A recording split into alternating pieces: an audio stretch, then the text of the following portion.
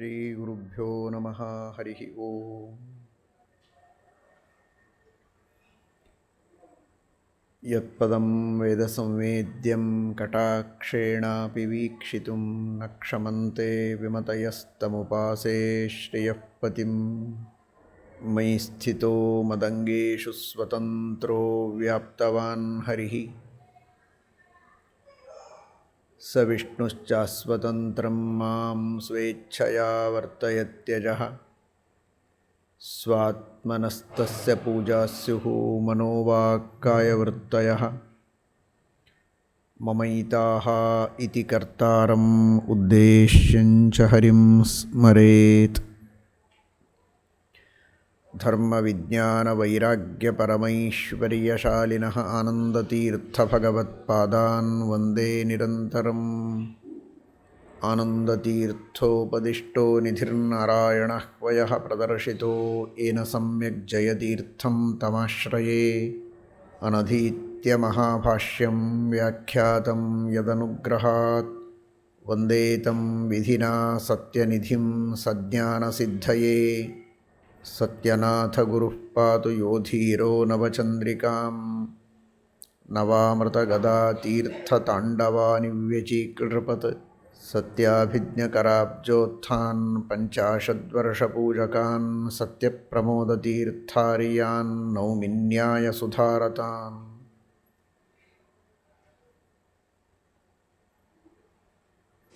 ಮಹಾನುಭಾವರಾದ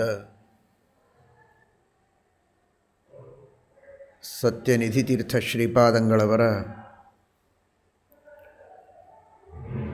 ಮಧ್ಯಾರಾಧನಾ ಮಹೋತ್ಸವ, ಅವರ ಶಿಷ್ಯರಾದ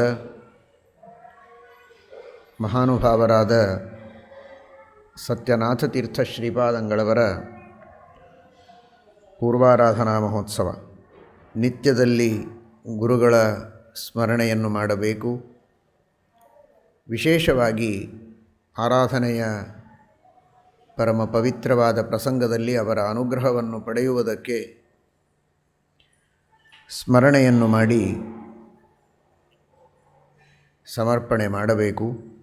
ಸತ್ಯನಿಧಿ ತೀರ್ಥ ಶ್ರೀಪಾದಂಗಳವರು ಪೂರ್ವಾಶ್ರಮದಿಂದಲೂ ಬಹಳ ವಿಶಿಷ್ಟವಾದ ಸಾಧನೆಯನ್ನು ಮಾಡಿದಂತಹ ಮಹಾನುಭಾವರು. ಮೌನ ಭಾರ್ಗವ ಗೋತ್ರದಲ್ಲಿ ಜನಿಸಿದವರು. ಪುರುಷೋತ್ತಮಾಚಾರ್ಯರು ಸತ್ಯಾಬಾಯಿ ಅಂತ ಇವರ ಪೂರ್ವಾಶ್ರಮದ ತಂದೆ ತಾಯಿಗಳು. ನಿತ್ಯ ಅಗ್ನಿಹೋತ್ರವನ್ನು ಮಾಡುವಂತಹ ಶುದ್ಧವಾದ ಸದಾಚಾರದ ಕುಟುಂಬ. ಕರ್ಮಣ ಜ್ಞಾನ ಮಾತನೋತಿ ಎಂಬುದಾಗಿ ಶಾಸ್ತ್ರ ಹೇಳುತ್ತದೆ. ಶುದ್ಧವಾದ ನಿಷ್ಕಾಮವಾದ ಕರ್ಮಗಳನ್ನು ಮಾಡಿದರೆ ಭಗವಂತನ ಜ್ಞಾನ, ಮೋಕ್ಷ ಸಾಧನವಾದ ಜ್ಞಾನ ನಮಗೆ ಸಿಗತ್ತೆ ಅಂತ. ಆ ದೃಷ್ಟಿಯಲ್ಲಿ ಶ್ರೀಕೃಷ್ಣ ಪರಮಾತ್ಮನ ಶ್ರೀಮದ್ ಭಗವದ್ಗೀತೆಯ ಸಂದೇಶವನ್ನು, ನಿಷ್ಕಾಮ ಕರ್ಮ ಯೋಗವನ್ನು ತಮ್ಮ ಜೀವನದಲ್ಲಿ ಅಳವಡಿಸಿಕೊಂಡ ಮಹಾನುಭಾವರು ಇವರ ಪ್ರಾಚೀನರು. ಅಂತಹ ಶುದ್ಧವಾದ ಪರಂಪರೆ. ಅಗ್ನಿಹೋತ್ರಾದಿಗಳನ್ನು ಮಾಡ್ತಾ, ಜೊತೆಗೆ ಶ್ರೀಮದಾಚಾರ್ಯರ ಸಚ್ಛಾಸ್ತ್ರಗಳ ಪಾಠ ಪ್ರವಚನಗಳನ್ನೂ ಮಾಡ್ತಾ ಜೀವನವನ್ನು ನಡೆಸುವಂತಹ ಆ ಮಹಾನುಭಾವರು ದಂಪತಿಗಳು ವಿಶೇಷವಾಗಿ ಗುರುಗಳ ಸೇವೆಯನ್ನು, ಭಗವಂತನ ಸೇವೆಯನ್ನು ಮಾಡುತ್ತಾರೆ. ಉತ್ತಮ ಸಂತಾನ ಆಗಬೇಕು ಅಂತ. ಮಹಾನುಭಾವರಾದ ತಪಸ್ವಿ ವರೇಣ್ಯರಾದ, ಜ್ಞಾನಿವರೇಣ್ಯರಾದ, ಶ್ರೀಮನ್ಯಾಯಸುಧಾದಿ ಗ್ರಂಥಗಳಿಗೆ ಅತ್ಯದ್ಭುತವಾದ ಟಿಪ್ಪಣಿಯನ್ನು ಬರೆದಂತಹ ವಾಕ್ಯಾರ್ಥ ಚಂದ್ರಿಕಾಕಾರರಾದ ವಿದ್ಯಾಧೀಶ ತೀರ್ಥ ಶ್ರೀಪಾದಂಗಳವರು ಇವರ ಸೇವೆ, ಇವರ ಸಾಧನೆ ಇವುಗಳಿಗೆ ಪ್ರಸನ್ನರಾಗಿ ಸ್ವಪ್ನದಲ್ಲಿ ಸೂಚನೆಯನ್ನು ನೀಡುತ್ತಾರೆ. ಉತ್ತಮ ಸಂತಾನವಾಗ್ತದೆ. ಸಂತಾನವಾಗುವುದು ಮಾತ್ರ ಅಲ್ಲ, ಉತ್ತಮ ವಿದ್ವಾಂಸರಾಗಿ, ಕರ್ಮಠರಾಗಿ, ಸಾಧಕರಾಗಿ, ವಿರಕ್ತ ಶಿಖಾಮಣಿಗಳಾಗಿ ಮುಂದೆ ಉತ್ತರಾದಿ ಮಠದ ಪೀಠವನ್ನು ಅಲಂಕರಿಸಿ ಮೂಲರಾಮದೇವರ, ದಿಗ್ವಿಜಯರಾಮದೇವರ, ವೇದವ್ಯಾಸದೇವರ ಪೂಜೆಯನ್ನು ಮಾಡುತ್ತಾರೆ. ಆಸೇತು ಹಿಮಾಚಲ ಸಂಚಾರವನ್ನು ಮಾಡಿ ಶ್ರೀಮದ್ ಆಚಾರ್ಯರ ಸಿದ್ಧಾಂತದ ಪ್ರಚಾರವನ್ನು ಮಾಡುತ್ತಾರೆ. ಪಾಠ ಪ್ರವಚನಗಳನ್ನು ಮಾಡಿ ದ್ವೈತ ಸಿದ್ಧಾಂತದ, ವಿಷ್ಣು ಸರ್ವೋತ್ತಮತ್ವದ ಸಿದ್ಧಾಂತದ ಪ್ರತಿಷ್ಠಾಪನೆಯನ್ನು ಮಾಡುತ್ತಾರೆ ಎನ್ನುವ ಸೂಚನೆಯನ್ನು ಪರಮಾನುಗ್ರಹಪೂರ್ವಕವಾಗಿ ವಿದ್ಯಾಧೀಶ ತೀರ್ಥ ಶ್ರೀಪಾದಂಗಳವರು ನೀಡಿದ್ದಾರೆ ಸ್ವಪ್ನದಲ್ಲಿ. ಆ ವಿದ್ಯಾಧೀಶ ತೀರ್ಥ ಶ್ರೀಪಾದಂಗಳವರ ತಪೋಮೂರ್ತಿಗಳ ಪರಮಾನುಗ್ರಹದ ಫಲವಾಗಿ ಅವತಾರ ಮಾಡಿದ ಮಹಾನುಭಾವರೇ ರಘುನಾಥಾಚಾರ್ಯರು. ಕೌಲಿಗಿ ವಂಶ.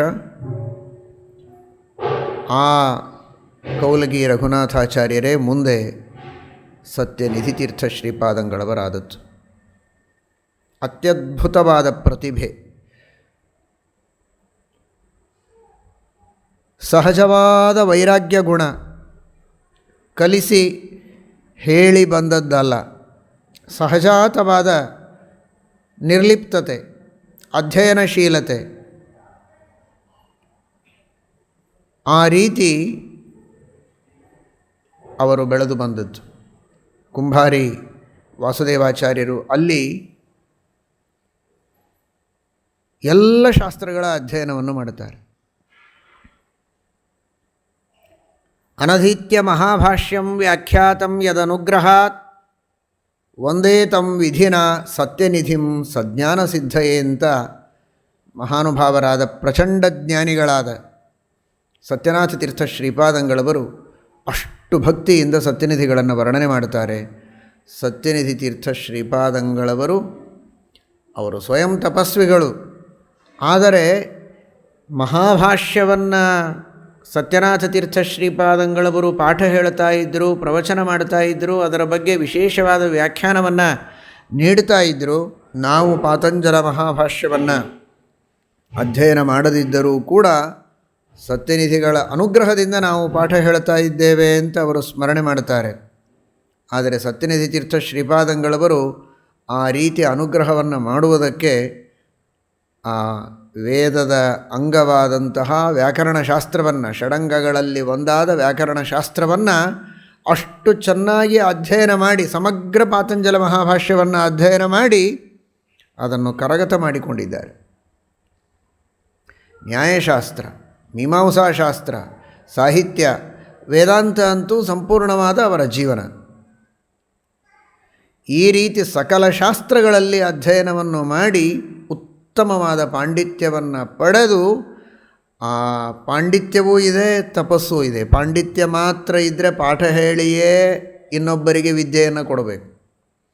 ಇವರಲ್ಲಿ ಪಾಂಡಿತ್ಯ ಹಾಗೂ ತಪಸ್ಸು ಎರಡೂ ಸೇರಿದ ಫಲವಾಗಿ ಇವರ ಸ್ಮರಣೆ ಮಾಡಿದವರಿಗೂ, ಭಕ್ತಿಯಿಂದ ಇವರನ್ನು ನೆನೆದವರಿಗೂ ಆ ಪಾಂಡಿತ್ಯವನ್ನು ಧಾರೆ ಎರೆದು ಕೊಡುವಂತಹ ಮಹಾಶಕ್ತಿ ಇವರಲ್ಲಿ. ಅದಕ್ಕಾಗಿ ಮಹಾಭಾಷ್ಯವನ್ನು ಕೇವಲ ಇವರು ಅಧ್ಯಯನ ಮಾಡಿದ್ದಲ್ಲ, ಆ ಮಹಾಭಾಷ್ಯದ ಜ್ಞಾನವನ್ನು ಕೇವಲ ತಮ್ಮನ್ನು ಭಕ್ತಿಯಿಂದ ಭಜಿಸಿದ ಸತ್ಯನಾಥ ತೀರ್ಥ ಶ್ರೀಪಾದಂಗಳವರಿಗೆ ಆ ವಿದ್ಯೆಯನ್ನು ಧಾರೆ ಎರೆದು ಕೊಟ್ಟಿದ್ದಾರೆ.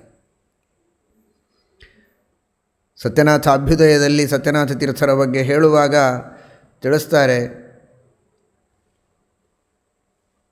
ಸತ್ಯನಾಥ ತೀರ್ಥ ಶ್ರೀಪಾದಂಗಳವರು ಮಹಾಭಾಷ್ಯದ ಪಾಠವನ್ನು ಹೇಳ್ತಾ ಇದ್ದರೆ ಪತಂಜಲಿಯೇ ಮತ್ತೆ ಹುಟ್ಟಿ ಬಂದು ಪ್ರವಚನ ಮಾಡ್ತಾ ಇದ್ದಾರೋ ಅನ್ನುವ ರೀತಿಯಲ್ಲಿ ಜನ ಅಷ್ಟು ಆಶ್ಚರ್ಯಚಕಿತರಾಗಿ ಇವರು ಮಾಡುವಂತಹ ಆ ವ್ಯಾಕರಣ ಮಹಾಭಾಷ್ಯದ ಪಾಠವನ್ನು, ಪ್ರವಚನವನ್ನು ಕೇಳ್ತಾ ಇದ್ದರು ಅಂತ, ಅಷ್ಟು ಚೆನ್ನಾಗಿ ವಿಶ್ಲೇಷಣೆ ಮಾಡ್ತಾ ಇದ್ದರು ಅಂತ ಶಿಷ್ಯರು ಕೇಳಿದವರು ವರ್ಣನೆ ಮಾಡ್ತಾರೆ. ಅಂತಹ ಜ್ಞಾನವನ್ನು ನೀಡಿದ ಮಹಾನುಭಾವರು ಸತ್ಯನಿಧಿ ತೀರ್ಥ ಶ್ರೀಪಾದಂಗಳವರು ಸತ್ಯನಾಥರಿಗೆ. ಇಷ್ಟೆಲ್ಲ ಅಧ್ಯಯನವನ್ನು ಮಾಡುತ್ತಾರೆ. ಯೋಗ್ಯವಾದ ಸಮಯದಲ್ಲಿ ವಿವಾಹವನ್ನೂ ಮಾಡುತ್ತಾರೆ ತಂದೆ ತಾಯಿಗಳು. ನಂತರ ರಘುನಾಥಾಚಾರ್ಯರು ಯಾತ್ರೆಗೆ ಹೊರಡುತ್ತಾರೆ. ಎಲ್ಲ ತೀರ್ಥಕ್ಷೇತ್ರಗಳಿಗೆ ಯಾತ್ರೆ. ಆ ತೀರ್ಥಗಳಲ್ಲಿ ಮಹಾಭಾರತ ಹೇಳುತ್ತದೆ, ಶುದ್ಧವಾದ ಮನಸ್ಸಿನಿಂದ ತೀರ್ಥಯಾತ್ರೆಯನ್ನು ಮಾಡಬೇಕು ಅಂತ ವನಪರ್ವದಲ್ಲಿ ತಿಳಿಸಿಕೊಡ್ತಾರೆ ವೇದವ್ಯಾಸದೇವರು. ಮನಸ್ಸು ಪರಿಶುದ್ಧವಾಗಿರಬೇಕು.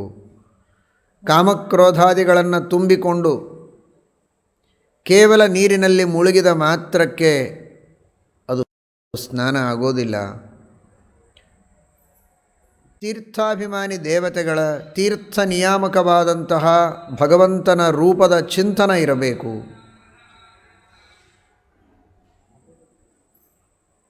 ಮನಸ್ಸಿನಲ್ಲಿ ಯಾವುದೇ ವಿಧವಾದ ದೋಷಗಳು ಕಲ್ಮಶಗಳು ಇರಬಾರದು. ನಿಶ್ಚಿಂತವಾದ ಮನಸ್ಸಿನಿಂದ, ಶುದ್ಧವಾದ ಮನಸ್ಸಿನಿಂದ ಸ್ನಾನ ಮಾಡಬೇಕು. ಇನ್ನಷ್ಟು ಶುದ್ಧಿಯನ್ನು ಬಯಸಬೇಕು. ಸ್ನಾನ ಮಾಡದೆ ಶುದ್ಧಿ ಇಲ್ಲ, ಶುದ್ಧಿ ಆಗದೆ ಸ್ನಾನ ಮಾಡೋ ಹಾಗಿಲ್ಲ, ಗತಿ ಏನು ಅಂತನ್ನುವ ಸಮಸ್ಯೆ ಇಲ್ಲ. ಗುರುಗಳ ಉಪದೇಶದಿಂದ, ಶಾಸ್ತ್ರಗಳ ಶ್ರವಣದಿಂದ ಮನಸ್ಸನ್ನು ಶುದ್ಧಗೊಳಿಸಿ ತೀರ್ಥಸ್ವಾಮಿಯ ಮಹಿಮೆಯನ್ನು ತಿಳಿದುಕೊಂಡು ಭಕ್ತಿಯಿಂದ ಸ್ನಾನವನ್ನು ಮಾಡಬೇಕು. ಇನ್ನಷ್ಟು ಮನಸ್ಸು ಶುದ್ಧವಾಗ್ತದೆ, ಅಂತಃಕರಣ ಶುದ್ಧವಾಗ್ತದೆ, ಪಾಪಗಳ ಪರಿಹಾರವಾಗ್ತದೆ. ಆ ದೃಷ್ಟಿಯಲ್ಲಿ, ಆ ಅನುಸಂಧಾನದಿಂದ ತೀರ್ಥಯಾತ್ರೆಯನ್ನು ಮಾಡಿ ಎಲ್ಲ ಕ್ಷೇತ್ರ ಮೂರ್ತಿಗಳ ಭಗವಂತನ ನಾನಾ ವಿಧವಾದಂತಹ ರೂಪಗಳ ದರ್ಶನವನ್ನು ಪಡೆದು ಅನುಗ್ರಹವನ್ನು ಪಡೆದು ತೀರ್ಥಯಾತ್ರೆಯನ್ನು ಮಾಡ್ತಾ ಮಾಡ್ತಾ ಭಾಗಾನಗರಕ್ಕೆ ಬಂದಿದ್ದಾರೆ. ಅಲ್ಲಿ ಮಹಾನುಭಾವರಾದ ಶ್ರೀಮನ್ಯಾಯಸುಧಾ ಗ್ರಂಥಕ್ಕೆ ವ್ಯಾಖ್ಯಾನವನ್ನು ಮಾಡಿದಂತಹ ಸತ್ಯವ್ರತ ತೀರ್ಥ ಶ್ರೀಪಾದಂಗಳವರು. ಇವರು ಅವತಾರ ಮಾಡುವ ಸೂಚನೆಯನ್ನು ನೀಡಿ ಇಂತಹ ಶ್ರೇಷ್ಠ ಸಂತಾನವಾಗ್ತದೆ ಅಂತ ಅನುಗ್ರಹ ಮಾಡಿದ ಮಹಾನುಭಾವರು ಶ್ರೀಮನ್ಯಾಯಸುಧಾ ವ್ಯಾಖ್ಯಾನಕಾರರಾದ ವಿದ್ಯಾಧೀಶ ತೀರ್ಥ ಶ್ರೀಪಾದಂಗಳವರು, ವಾಕ್ಯಾರ್ಥ ಚಂದ್ರಿಕಾಕಾರರು. ಇವರಿಗೆ ನೇರವಾಗಿ ಆಶ್ರಮವನ್ನು ನೀಡಿ ಸತ್ಯನಿಧಿ ತೀರ್ಥರು ಅಂತ ನಾಮಕರಣವನ್ನು ಮಾಡಿ ಪರಮಾನುಗ್ರಹ ಮಾಡಿದ ಸತ್ಯವ್ರತ ತೀರ್ಥ ಶ್ರೀಪಾದಂಗಳವರು ಶ್ರೀಮನ್ಯಾಯಸುಧಾ ಗ್ರಂಥಕ್ಕೆ ವ್ಯಾಖ್ಯಾನ ಮಾಡಿದ ಮಹಾನುಭಾವರು. ಇವರಿಂದ ದೀಕ್ಷೆಯನ್ನು ಪಡೆದು ಪಟ್ಟಾಭಿಷೇಕವನ್ನು ಮಾಡಿಸಿಕೊಂಡು ಸತ್ಯನಾಥ ತೀರ್ಥರು ಅಂತ ನಾಮಕರಣವನ್ನು ಪಡೆದಂತಹ ಈ ಮಹಾನುಭಾವರು ಸತ್ಯನಾಥ ತೀರ್ಥ ಶ್ರೀಪಾದಂಗಳವರು ಶ್ರೀಮನ್ಯಾಯಸುಧಾ ಗ್ರಂಥಕ್ಕೆ ವ್ಯಾಖ್ಯಾನವನ್ನು ಮಾಡಿದಂತಹ ಮಹಾನುಭಾವರು. ಅಂತಹ ನ್ಯಾಯಸುಧಾ ಗ್ರಂಥದ ವ್ಯಾಖ್ಯಾನವನ್ನು ಮಾಡಿದ ಗುರುಗಳು, ಪರಮಗುರುಗಳನ್ನು, ಶಿಷ್ಯರನ್ನು ಪಡೆದ ಮಹಾನುಭಾವರು ಸತ್ಯನಿಧಿ ತೀರ್ಥ ಶ್ರೀಪಾದಂಗಳವರು.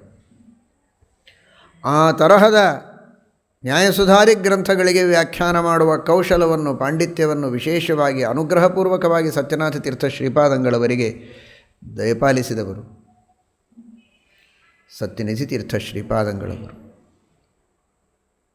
ಇದೊಂದು ವಿಶಿಷ್ಟವಾದ ಇವರ ವ್ಯಕ್ತಿತ್ವ ಅಂತ ನಾವು ಚಿಂತನೆ ಮಾಡಬಹುದು. ವೇದನಿಧಿಗಳಿಂದ ಆಶ್ರಮವನ್ನು ಪಡೆದಂತಹ ಸತ್ಯಾನಂದ ತೀರ್ಥ ಶ್ರೀಪಾದಂಗಳವರು ಇವರಿಂದ ದಂಡಪಲ್ಲಟವನ್ನು ಮಾಡಿಸಿಕೊಂಡು ಅಣುಸಂಸ್ಥಾನವನ್ನು ಪಡೆದು ಕೆಲವು ದಿನಗಳವರೆಗೆ ದಿಗ್ವಿಜಯ ಮಾಡಿ ವೃಂದಾವನಸ್ಥರಾಗಿ ಮಳಖೇಡದಲ್ಲಿ ಶ್ರೀಮಠ್ ಟೀಕಾಕೃತ್ಪಾದರ ಮೂಲ ವೃಂದಾವನ ಸ್ಥಳವಾದಂತಹ ಮಳಖೇಡದಲ್ಲಿ ವೃಂದಾವನಸ್ಥರಾದ ಸತ್ಯಾನಂದ ತೀರ್ಥ ಶ್ರೀಪಾದಂಗಳವರು ಶ್ರೀಮತ್ ತಾತ್ಪರ್ಯ ಚಂದ್ರಿಕಾಕ್ಕೆ ವ್ಯಾಖ್ಯಾನ ಮಾಡಿದ ಮಹಾನುಭಾವರು. ಇವರ ಬಳಗ ವ್ಯಾಖ್ಯಾನಕಾರರ ಬಳಗ, ಟಿಪ್ಪಣಿಕಾರರ ಬಳಗ. ಅಂತಹ ಒಂದು ವಿಶಿಷ್ಟವಾದ ಯೋಗ್ಯತೆ ಸತ್ಯನಿಧಿ ತೀರ್ಥ ಶ್ರೀಪಾದಂಗಳವರದು ಅಂತ ನಾವು ತಿಳಿಯಬೇಕು. ಸತ್ಯವ್ರತ ತೀರ್ಥರು ಇವರ ವೈರಾಗ್ಯ, ಇವರ ಪಾಂಡಿತ್ಯ, ಜೊತೆಗೆ ಅಗ್ನಿಹೋತ್ರಾದಿಗಳನ್ನು ಪ್ರತಿ ವಸಂತ ಋತುವಿನಲ್ಲಿಯೂ ಜ್ಯೋತಿಷ್ಠೋಮಯಾಗವನ್ನು ಮಾಡಬೇಕು. ವೈಶ್ವದೇವ, ವರ್ಣಪ್ರಕಾಶ, ಸಾಕಮೇಧ, ಶುನಾಸೀರ, ಚಾತುರ್ಮಾಸ್ಯ ಕಾಲದಲ್ಲಿ ಮಾಡಬೇಕಾದ ಯಾಗಗಳನ್ನೆಲ್ಲ ಮಾಡಬೇಕು. ಈ ಕಡೆಗೆ ಶಾಸ್ತ್ರಗಳ ಪಾಠ ಪ್ರವಚನ ಮಾಡಬೇಕು. ಜ್ಞಾನ ಹಾಗೂ ನಿಷ್ಕಾಮವಾದ ಕರ್ಮ. ವೃಣೀಮಹೇತೆ ಪರಿತೋಷಣಾಯ, ಏನು ಕರ್ಮಗಳನ್ನು ಮಾಡಿದರೂ ನಿನ್ನ ಪ್ರೀತಿಗಾಗಿ ಅಂತನ್ನುವ ಅನುಸಂಧಾನದಿಂದ ಕರ್ಮಗಳನ್ನು ಮಾಡುವಂತಹ ಇಂತಹ ಉತ್ತಮ ಯೋಗ್ಯ ಅಧಿಕಾರಿಗಳು ಅಂತ ಪರಮಾನುಗ್ರಹಪೂರ್ವಕವಾಗಿ ಸತ್ಯವ್ರತ ತೀರ್ಥರು ಇವರಿಗೆ ಆಶ್ರಮವನ್ನು ಕೊಟ್ಟು ಪಟ್ಟಾಭಿಷೇಕವನ್ನು ಮಾಡಿ ಸತ್ಯನಿಧಿ ತೀರ್ಥರು ಅಂತ ನಾಮಕರಣವನ್ನು ಮಾಡಿದರು. ಸತ್ಯ ಎಂಬ ಶಬ್ದಕ್ಕೆ ಬ್ರಹ್ಮಮೀಮಾಂಸಾ ಶಾಸ್ತ್ರ ಎಂಬ ಅರ್ಥವನ್ನು ತಲವಕಾರೋಪನಿಷತ್ತಿನ ಭಾಷ್ಯದಲ್ಲಿ ಶ್ರೀಮದಾಚಾರ್ಯರು ಹೇಳುತ್ತಾರೆ. ವೇದಾಃ ಸರ್ವಾಂಗಾನಿ ಸತ್ಯಮಾಯತನಂ ಎಂಬ ಶಬ್ದಕ್ಕೆ ವ್ಯಾಖ್ಯಾನ, ಎಂಬ ವಾಕ್ಯಕ್ಕೆ ವ್ಯಾಖ್ಯಾನ ಮಾಡುವಾಗ ಅಂತಹ ಸತ್ಯಕ್ಕೆ, ಬ್ರಹ್ಮಮೀಮಾಂಸಾ ಶಾಸ್ತ್ರಕ್ಕೆ ನಿಧಿಯಂತೆ ಇದ್ದವರು, ನಿರಂತರವಾಗಿ ಬ್ರಹ್ಮಮೀಮಾಂಸಾ ಶಾಸ್ತ್ರದ ಪಾಠ ಪ್ರವಚನಾದಿಗಳನ್ನು ಮಾಡುವವರು, ಸತ್ಯನಾಮಕನಾದ ಭಗವಂತ ನಿರ್ದೋಷ ಆನಂದಾನುಭವ ಸ್ವರೂಪನಾಗಿರುವಂತಹ ಸತ್ಯನಾಮಕನಾದ ಆ ಪರಮಾತ್ಮನ ಒಂದು ವಿಶಿಷ್ಟವಾದ ಸನ್ನಿಧಾನಕ್ಕೆ ಪಾತ್ರರಾದ ಸತ್ಯ ನಿಧಿಗಳು ಅನ್ನುವ ಕಾರಣಕ್ಕಾಗಿಯೂ ಸತ್ಯನಿಧಿಗಳು ಅಂತನ್ನುವ ನಾಮಕರಣವನ್ನು ಮಾಡಿದ್ದಾರೆ. ಸತ್ಯನಿಧಿ ತೀರ್ಥ ಶ್ರೀಪಾದಂಗಳವರು ಪೂರ್ವಾಶ್ರಮದಲ್ಲಿ ಯಜ್ಞಯಾಗಾದಿಗಳನ್ನು ಪಾಠ ಪ್ರವಚನಗಳನ್ನು ಮಾಡ್ತಾ ಇದ್ದರೆ, ಈ ಸನ್ಯಾಸಾಶ್ರಮವನ್ನು ತೆಗೆದುಕೊಂಡ ನಂತರದಲ್ಲಿ ಆ ಬಾಹ್ಯ ಯಜ್ಞವನ್ನು, ದ್ರವ್ಯಯಜ್ಞವನ್ನು ಮಾಡುವಂತಿಲ್ಲ. ಜ್ಞಾನಯಜ್ಞವನ್ನೇ ವಿಶೇಷವಾಗಿ ಮಾಡ್ತಾ ಇದ್ದಾರೆ. ಯಜ್ಞಾನಾಂ ಜಪಯಜ್ಞೋಸ್ಮಿ, ಶ್ರೀಕೃಷ್ಣ ಪರಮಾತ್ಮ ಭಗವದ್ಗೀತೆಯಲ್ಲಿ ಆದೇಶವನ್ನು ಕೊಟ್ಟಿದ್ದಾನೆ. ಜ್ಞಾನಯಜ್ಞ ಇದು ಸರ್ವಶ್ರೇಷ್ಠ. ಆ ನಂತರದಲ್ಲಿ ಆ ಜ್ಞಾನಯಜ್ಞಕ್ಕೆ ಸಾಧನವಾದ ಜಪಯಜ್ಞ ಇದು ಶ್ರೇಷ್ಠವಾದದ್ದು ಅಂತ. ಜಾತಪೋ ಜಪಃ, ಗೀತಾ ತಾತ್ಪರ್ಯದಲ್ಲಿ ಶ್ರೀಮದಾಚಾರ್ಯರು ಆದೇಶ ನೀಡುತ್ತಾರೆ. ಜಪ, ದೇವರಿಗೆ ಜಪ ಅಂತ ಕರೆಯೋದು. ಆ ದೇವರ ಸನ್ನಿಧಾನ ಇದ್ದದ್ದಕ್ಕೆ ಈ ಜಪ ಎಂಬ ಕ್ರಿಯೆ ಅದು ಜಪ ಎಂಬ ಶಬ್ದದಿಂದ ಕರೆಸಿಕೊಳ್ಳಲ್ಪಡುತ್ತೆ. ಜ ಹುಟ್ಟಿದ ವ್ಯಕ್ತಿಗಳನ್ನು ಪ ರಕ್ಷಣೆ ಮಾಡ್ತಾನೆ, ಆದ್ದರಿಂದ ಭಗವಂತನಿಗೆ ಜಪ ಅಂತ ಕರೀತಾರೆ. ಎಲ್ಲರಿಂದಲೂ ಇಜ್ಯ ಪೂಜ್ಯನಾದದ್ದರಿಂದ ಪರಮಾತ್ಮನಿಗೆ ಯಜ್ಞ ಎಂಬುದಾಗಿ ಕರೀತಾರೆ. ಜಪಯಜ್ಞ ಇದು ದೇವರ ಹೆಸರು ಅಂತಾರೆ ಶ್ರೀಮದಾಚಾರ್ಯರು. ಎಲ್ಲರಿಂದಲೂ ಪೂಜ್ಯನಾಗಿ ಇಜ್ಜನಾಗಿ ಹುಟ್ಟಿದ ಸಾಧಕರಾದ ಪ್ರತಿಯೊಬ್ಬ ವ್ಯಕ್ತಿಗಳನ್ನು ರಕ್ಷಣೆ ಮಾಡ್ತಾನೆ, ಆದ್ದರಿಂದ ಆ ಪರಮಾತ್ಮನಿಗೆ ಜಪಯಜ್ಞ ಅಂತ. ಅಂತಹ ಜಪಯಜ್ಞ ನಾಮಕನಾದ ಭಗವಂತನ ಪ್ರೀತಿಗಾಗಿ ಜಪಯಜ್ಞವನ್ನು ವಿಶೇಷವಾಗಿ ಮಾಡುವಂತಹ ಮಹಾನುಭಾವರು ಸತ್ಯನಿಧಿ ತೀರ್ಥ ಶ್ರೀಪಾದಂಗಳು. ಧ್ಯಾನವನ್ನು ಮಾಡ್ತಾ ಇದ್ದರು. ಜಪ ಮಾಡಬೇಕು ಅಂತಾದರೆ ಪೂರ್ವದಲ್ಲಿ ಧ್ಯಾನ ಮಾಡುವ ವಿಧಾನವನ್ನು ಶ್ರೀಮದಾಚಾರ್ಯರು ತಿಳಿಸಿಕೊಟ್ಟಿದ್ದಾರೆ. ಧ್ಯೇಯವಾದ ಭಗವಂತನ ವರ್ಣನೆಯನ್ನು ಮಾಡಿದ್ದಾರೆ.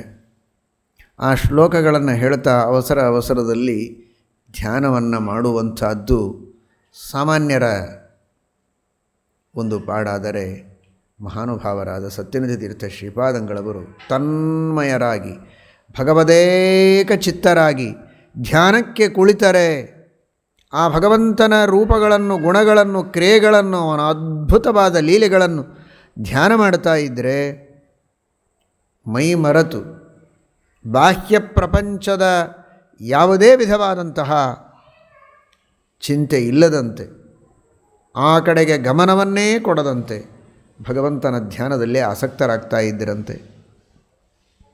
ಅದಕ್ಕೆ ದಿನಕ್ಕೆ ಇಷ್ಟು ಹೊತ್ತು ಧ್ಯಾನ ಜಪ, ಆ ನಂತರದಲ್ಲಿ ಮುಂದಿನ ಕಾರ್ಯಗಳು, ಹೀಗೆ ವ್ಯವಸ್ಥೆಯೇ ಇರಲಿಲ್ಲಂತೆ ಸತ್ಯನಿಧಿ ತೀರ್ಥರ ದಿನಚರಿಯಲ್ಲಿ. ಧ್ಯಾನಕ್ಕೆ ಬೆಳಗ್ಗೆ ಬೇಗ ಎದ್ದು ದೇವರ ನಿರ್ಮಾಲ್ಯ ವಿಸರ್ಜನೆ ಮಾಡಿ ನೈವೇದ್ಯವನ್ನು ಮಾಡಿ ಚಿಕ್ಕ ಮಕ್ಕಳಿಗೆ ವಿದ್ಯಾರ್ಥಿಗಳಿಗೆ ಉಪಹಾರಕ್ಕೆ ಬೆಲ್ಲ ಗೋಧಿ ಹಿಟ್ಟು ಕೊಟ್ಟು,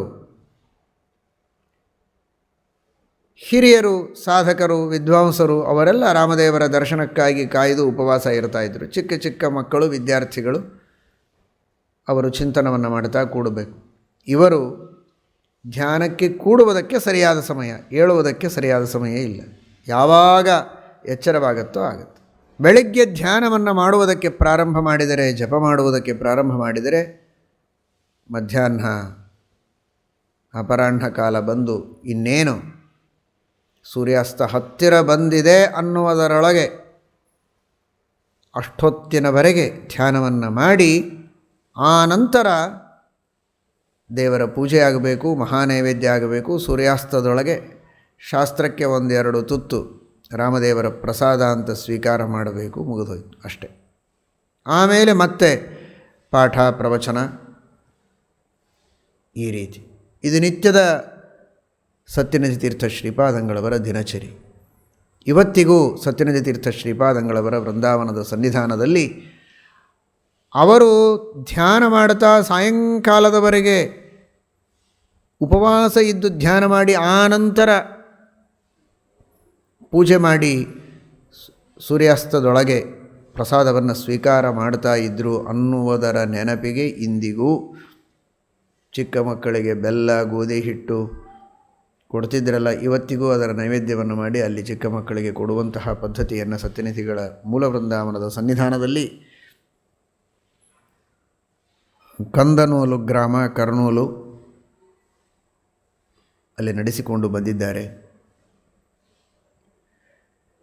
ಅಂತಹ ಒಂದು ಸಾಧಕ ಪ್ರವೃತ್ತಿ ಇವತ್ತು ಸ್ಮರಣೆ ಮಾಡಬೇಕು. ಒಂದು, ಕೈ ಜೋಡಿಸಿ ಪ್ರಾರ್ಥನೆ ಮಾಡಬೇಕು. ಎರಡನೆಯದು, ಅಷ್ಟು ಧ್ಯಾನ ಮಾಡುವ ಮಹಾ ತಪಸ್ವಿಗಳಲ್ಲ ತಾವು, ಅಂತಹ ಸಾಧಕೋತ್ತಮರು.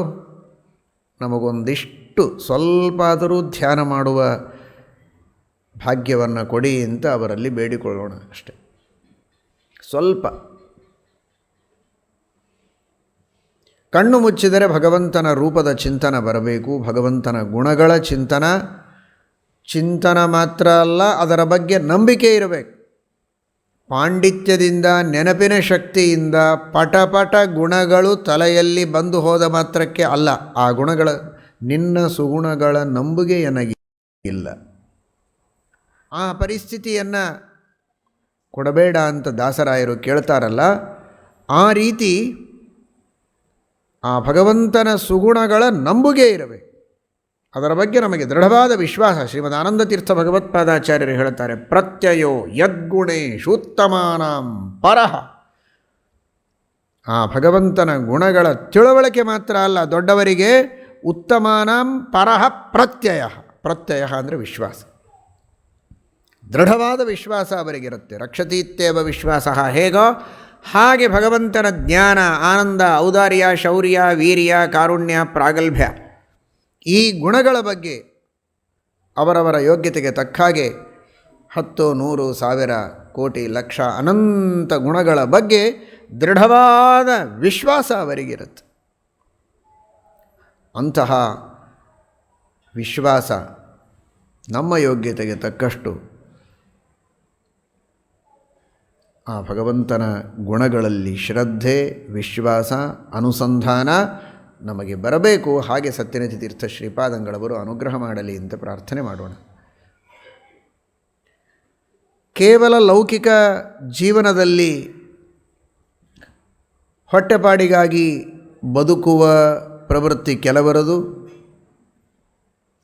ಸ್ವಲ್ಪ ಧಾರ್ಮಿಕವಾದ ಸ್ಪರ್ಶ ಇನ್ನು ಕೆಲವರ ಜೀವನದಲ್ಲಿ, ಶಾಸ್ತ್ರಗಳ ಅಧ್ಯಯನದ ವಿಶೇಷ ಸಾಧನೆ ಇನ್ನೂ ಮುಂದುವರೆದ ಜನರಲ್ಲಿ, ಆದರೆ ಆ ಶಾಸ್ತ್ರದ ಮರ್ಮವನ್ನು ಅರಿತು ಚೆನ್ನಾಗಿ ಅನುಸಂಧಾನಕ್ಕೆ ತಂದುಕೊಂಡು ಭಕ್ತಿಪರವಶರಾಗಿ ಆ ಭಗವಂತನ ಚಿಂತನವನ್ನೂ ಮಾಡ್ತಾ ಶಾಸ್ತ್ರಾಧ್ಯಯನವನ್ನೂ ಮಾಡ್ತಾ ಸಾಧನೆಯನ್ನು ಮಾಡುವಂತಹ ಪ್ರವೃತ್ತಿ ಬೆರಳೆಣಿಕೆಯ ಜನರಲ್ಲಿ. ಆ ತರಹದ ಸಾಧನೆಯ ಒಂದು ವಿಶೇಷವಾದ ಪ್ರವೃತ್ತಿ ಇಂತಹ ಮಹಾನುಭಾವರ ಅನುಗ್ರಹದಿಂದ ನಮ್ಮ ಜೀವನದಲ್ಲಿ ಬರಬೇಕು ಅಂತ ನಾವೆಲ್ಲ ಪ್ರಾರ್ಥನೆಯನ್ನು ಮಾಡೋಣ. ಅಂತಹ ಸಾಧಕರು ಸತ್ಯನಿಧಿತೀರ್ಥ ಶ್ರೀಪಾದಂಗಳವರು. ಪಾಠ ಪ್ರವಚನಗಳು ಹಾಗೆ ಅನೇಕ ಯತಿಗಳಿಗೆ ಪಾಠ ಪ್ರವಚನಗಳನ್ನು ಮಾಡಿದ್ದಾರೆ. ಗೃಹಸ್ಥ ಶಿಷ್ಯರಿಗೆ, ಬ್ರಹ್ಮಚಾರಿ ಶಿಷ್ಯರಿಗೆ ಪಾಠ ಪ್ರವಚನ ಮಾಡುವುದಲ್ಲದೆ ಯತಿ ಶಿಷ್ಯರಿಗೆ ಅನೇಕರಿಗೆ ಪಾಠ ಪ್ರವಚನಗಳನ್ನು ಮಾಡಿದಂತಹ ಮಹಾನುಭಾವರು. ವ್ಯಾಸತೀರ್ಥರು, ಗುಣನಿಧಿ ತೀರ್ಥರು, ಲಕ್ಷ್ಮೀಕಾಂತ ತೀರ್ಥರು, ಕಲ್ಪರಿ ರಾಮಚಂದ್ರ ತೀರ್ಥರು ಅಂತ ಹೀಗೆ ಅನೇಕ ಯತಿಗಳಿಗೆ ಪಾಠವನ್ನು ಹೇಳಿದ ಮಹಾನುಭಾವರು. ಗೃಹಸ್ಥ ಶಿಷ್ಯರಿಗಂತೂ ಸರಿಯೇ ಸರಿ ಅನೇಕ ವಿದ್ವಾಂಸರಿಗೆ ಪಾಠ ಪ್ರವಚನಗಳನ್ನು ಮಾಡಿದ್ದಾರೆ. ಅಂತಹ ಜ್ಞಾನದ ಧಾರೆಯನ್ನು ಹರಿಸಿದವರು ಸತ್ಯನಿಧಿತೀರ್ಥ ಶ್ರೀಪಾದಂಗಳವರು. ಸ್ವತಃ ತಮ್ಮ ಹಸ್ತಾಕ್ಷರಗಳಿಂದ ಅನೇಕ ಗ್ರಂಥಗಳನ್ನು ಬರೆದು ಅವುಗಳನ್ನು ಅಧ್ಯಯನಕ್ಕೆ ತಾವು ಇಟ್ಟುಕೊಂಡದ್ದು, ಶಿಷ್ಯರಿಗೂ ಕೊಟ್ಟದ್ದುಂಟು. ಅದರಲ್ಲಿ ಅನೇಕ ಗ್ರಂಥಗಳು ಇವತ್ತು ಅವರ ಹಸ್ತಾಕ್ಷರಗಳಿಂದ ಶೋಭಿತವಾದದ್ದು ನೋಡಲಿಕ್ಕೆ ಸಿಗತ್ತೆ. ಆ ತರಹದ ಗ್ರಂಥಗಳ ಲೇಖನವನ್ನು ಮಾಡಿ ಶುದ್ಧವಾದ ಸುಂದರವಾದ ಅಕ್ಷರಗಳಲ್ಲಿ ಪಾಠ ಪ್ರವಚನಗಳನ್ನು ಮಾಡಿದ ಮಹಾನುಭಾವರು ಸತ್ಯನಿಧಿತೀರ್ಥ ಶ್ರೀಪಾದಂಗಳವರು. ತೀರ್ಥಯಾತ್ರೆಯನ್ನು, ಸನ್ಯಾಸಾಶ್ರಮವನ್ನು ಸ್ವೀಕಾರ ಮಾಡಿ ಪೀಠಾಧಿಪತ್ಯವನ್ನು ಪಡೆದುಕೊಂಡ ಮೇಲೆ ಪುನಃ ಮಾಡಿ ಮತ್ತೆ ಅಲ್ಲಲ್ಲಿರುವಂತಹ ಪ್ರತಿವಾದಿಗಳ ಜೊತೆಗೆ ವಾದವನ್ನು ಮಾಡಿ ಶ್ರೀಮದಾಚಾರ್ಯರ ಸಿದ್ಧಾಂತವನ್ನು, ದ್ವೈತ ಸಿದ್ಧಾಂತವನ್ನು, ವಿಷ್ಣು ಸರ್ವೋತ್ತಮತ್ವದ ಸಿದ್ಧಾಂತವನ್ನು ಸ್ಥಾಪನೆ ಮಾಡಿದ್ದಾರೆ ಮಹಾನುಭಾವರು. ಶ್ರೀಮುಷ್ಣ ಕ್ಷೇತ್ರದಲ್ಲಿ ಎಲ್ಲ ವಿದ್ವಾಂಸರನ್ನು ಕೂಡಿಸಿ ವಾದ, ಸಿದ್ಧಾಂತದ ಸ್ಥಾಪನೆ, ಮಂಡನೆ ಒಂದಾದರೆ ತಮ್ಮ ಶಿಷ್ಯರಾದ ವಿದ್ವಾಂಸರುಗಳನ್ನೆಲ್ಲ ಕೂಡಿಸಿ, ಮಹಾಮಹಾ ಮೇಧಾವಿಗಳು, ಪ್ರಚಂಡ ಪಾಂಡಿತ್ಯ, ಇವರೆಲ್ಲ ಶಾಸ್ತ್ರಗಳಲ್ಲಿ ಪರಿಣತರು. ಅಂದಮೇಲೆ ಇವರ ಶಿಷ್ಯರಿಗೆ ಆ ಎಲ್ಲ ಶಾಸ್ತ್ರಗಳನ್ನು ಪಾಠ ಹೇಳಿದ್ದರು, ತರ್ಕ, ವ್ಯಾಕರಣ, ವೇದಾಂತ, ಮೀಮಾಂಸಾದಿ ಶಾಸ್ತ್ರಗಳನ್ನು. ಅಂತಹ ಮಹಾಪಂಡಿತರು. ಆ ಎಲ್ಲ ಪಂಡಿತರ ಪಾಂಡಿತ್ಯವನ್ನು ಕಂಡು ಸಂತೋಷಪಟ್ಟು ಶಿಷ್ಯರನ್ನು ನೋಡಿ, ಇಷ್ಟೆಲ್ಲ ಚೆನ್ನಾಗಿ ಪಾಂಡಿತ್ಯ ಇದೆ, ಪಂಡಿತರಾಗಿದ್ದೀರಿ, ಘನ ವಿದ್ವಾಂಸರಾಗಿದ್ದೀರಿ, ವ್ಯಾಖ್ಯಾನ ಮಾಡುವುದಕ್ಕೆ ಸಮರ್ಥರಾಗಿದ್ದೀರಿ, ನೀವು 10 100 ಜನ ಶಿಷ್ಯರಿಗೆ ಪಾಠ ಹೇಳುವ ಸಾಮರ್ಥ್ಯವನ್ನು ಪಡೆದಿದ್ದೀರಿ, ಬಹಳ ಬಹಳ ಸಂತೋಷ. ಇದೆಲ್ಲವೂ ಕೂಡ ಗುರುಗಳ ಪರಮಾನುಗ್ರಹ. ಸತ್ಯವ್ರತ ತೀರ್ಥರ, ವೇದನಿಧಿಗಳು, ವಿದ್ಯಾಧೀಶ ತೀರ್ಥ ಶ್ರೀಪಾದಂಗಳವರು, ಶ್ರೀಮದ್ ಟೀಕಾಕೃತ್ಪಾದರ, ಶ್ರೀಮದಾಚಾರ್ಯರ ಪರಮಾನುಗ್ರಹವೇ ಸರಿ. ಆದರೆ ಜ್ಞಾನ, ಪಾಂಡಿತ್ಯ ಎಷ್ಟು ಮಹತ್ವದ್ದೋ ಅಷ್ಟೇ ಮಹತ್ವದ್ದು ವೈರಾಗ್ಯ, ದೇವರಲ್ಲಿ ವಿಶ್ವಾಸ. ದೇವರಲ್ಲಿ ಭಕ್ತಿ, ಶ್ರದ್ಧೆ, ವಿಶ್ವಾಸಗಳನ್ನು ಕೊಡದ ಅಧ್ಯಯನ ಇದು ಬರಡು. ಇದ್ದೂ ಇಲ್ಲದಿದ್ದಂತೆ ಭಗವಂತನಲ್ಲಿ ವಿಶ್ವಾಸವನ್ನು ನೀಡುವ ಅಧ್ಯಯನ ಇದು ಸಾರ್ಥಕವಾದ ಅಧ್ಯಯನ. ಸ್ವಲ್ಪ ಅಧ್ಯಯನ ಮಾಡಿರಬಹುದು, ಆದರೆ ಭಕ್ತಿ ಶ್ರದ್ಧೆಗಳು ಚೆನ್ನಾಗಿ ಇದ್ದರೆ ಆ ಮಾಡಿದ ಅಧ್ಯಯನ ಸಾರ್ಥಕ. ಸಾಕಷ್ಟು ಅಧ್ಯಯನ ಮಾಡಿಯೂ ದೇವರಲ್ಲಿ ಭಕ್ತಿ ಇಲ್ಲ, ಶ್ರದ್ಧೆ ಇಲ್ಲ, ಅನುಸಂಧಾನ ಇಲ್ಲ, ವೈರಾಗ್ಯ ಇಲ್ಲ, ಆ ಶಾಸ್ತ್ರದ ತತ್ವಗಳು, ಅಲ್ಲಿ ನೀಡಿದ ಉಪದೇಶಗಳು ಜೀವನದಲ್ಲಿ ಅನುಷ್ಠಾನದಲ್ಲಿ ಬಂದಿಲ್ಲ ಅಂದರೆ ಅಧ್ಯಯನ ಮಾಡಿ ವ್ಯರ್ಥ.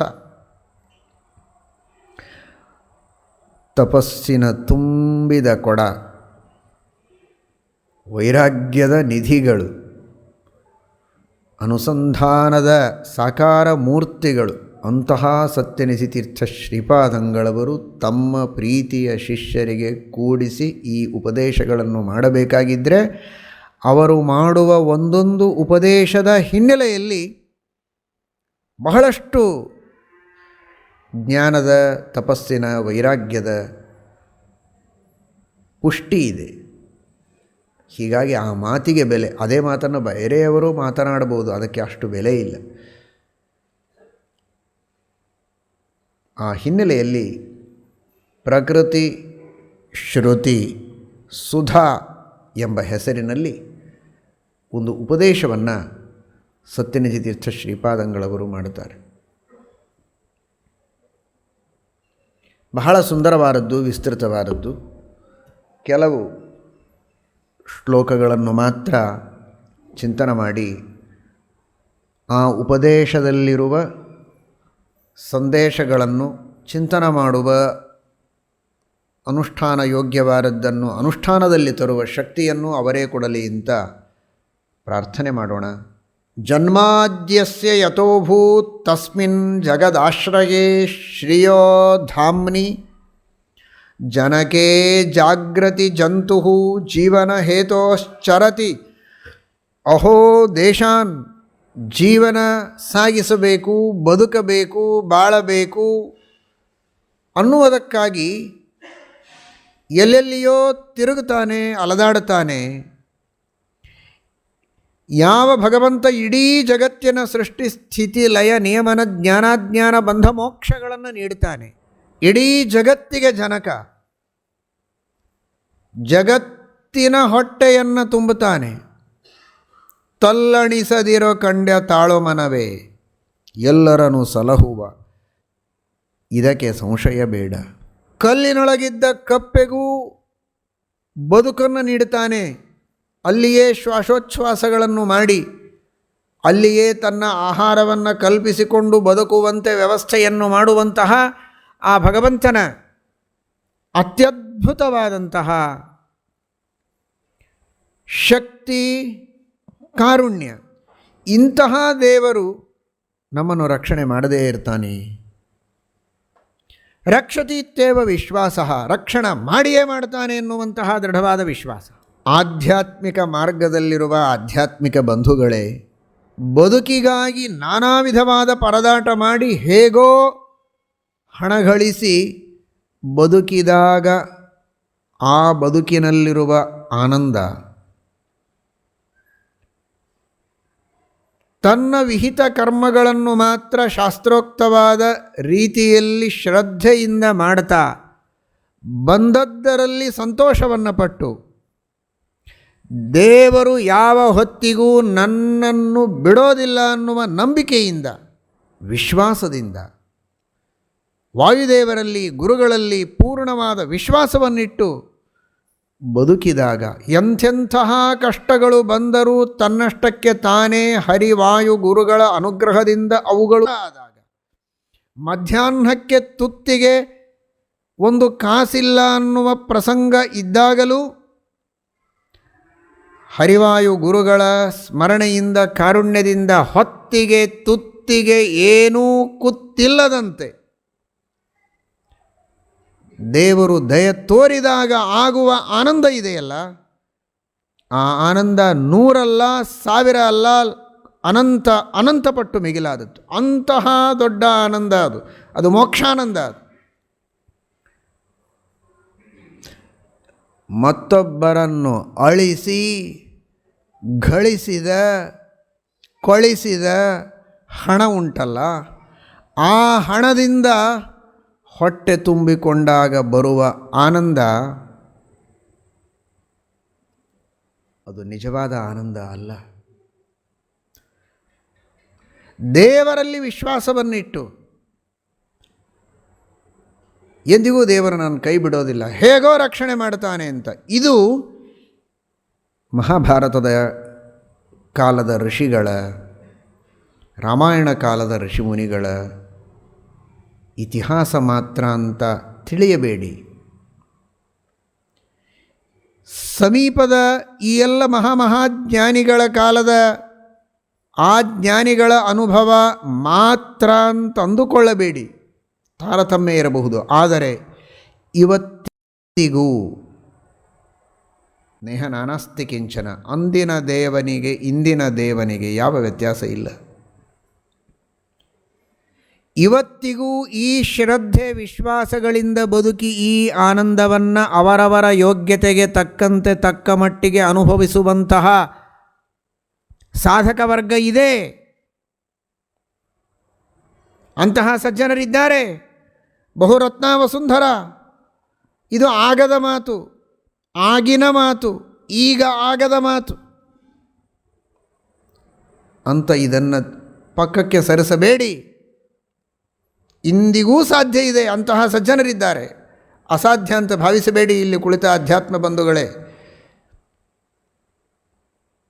ಆ ಪ್ರಯತ್ನ ಯಥಾಶಕ್ತಿಯಾಗಿ ಮಾಡಿ ಆರಾಧನೆಯ ಪ್ರಸಂಗದಲ್ಲಿ ಪ್ರವಚನಗಳನ್ನು ಕೇಳುವುದು ಇದು ಕೇವಲ ಅವತ್ತೊಂದು ದಿನದ ಕರ್ತವ್ಯ ಅಂತ ಮಾತ್ರ ಅಲ್ಲ, ನಮ್ಮ ಇಡೀ ಜೀವನದ ಕರ್ತವ್ಯ ಏನು ಅಂತ ತಿಳಿಯುವುದಕ್ಕೆ ಆರಾಧನೆಯ ದಿನ ಪ್ರವಚನ ಕೇಳುವುದು. ಅವತ್ತು ಕೇಳುವುದೊಂದೇ ಕರ್ತವ್ಯ ಅಲ್ಲ, ಇಡೀ ಜೀವನದ ಕರ್ತವ್ಯವನ್ನು ಅಂದು ತಿಳಿದು ಸಂಕಲ್ಪಿಸುವುದು.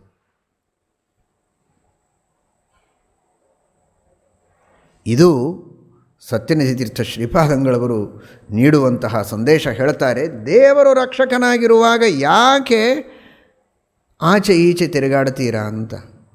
ಜೀವನ ಹೇತೋಶ್ಚರತ್ಯಹೋ ದೇಶಂ ತಾತೋ ಜಗತಾಂ ತ್ರಾತ ಜನಯಿತ್ರಿ ಸಂಪದಾಂ ನೇತ್ರಿ ಯೇಷಾಂತೌ ಗೋಪ್ತಾರೌ ಯಾಚಯೇಯುಹು ತೇಪಿ ಕಿಂ ನೀಚಾನ್.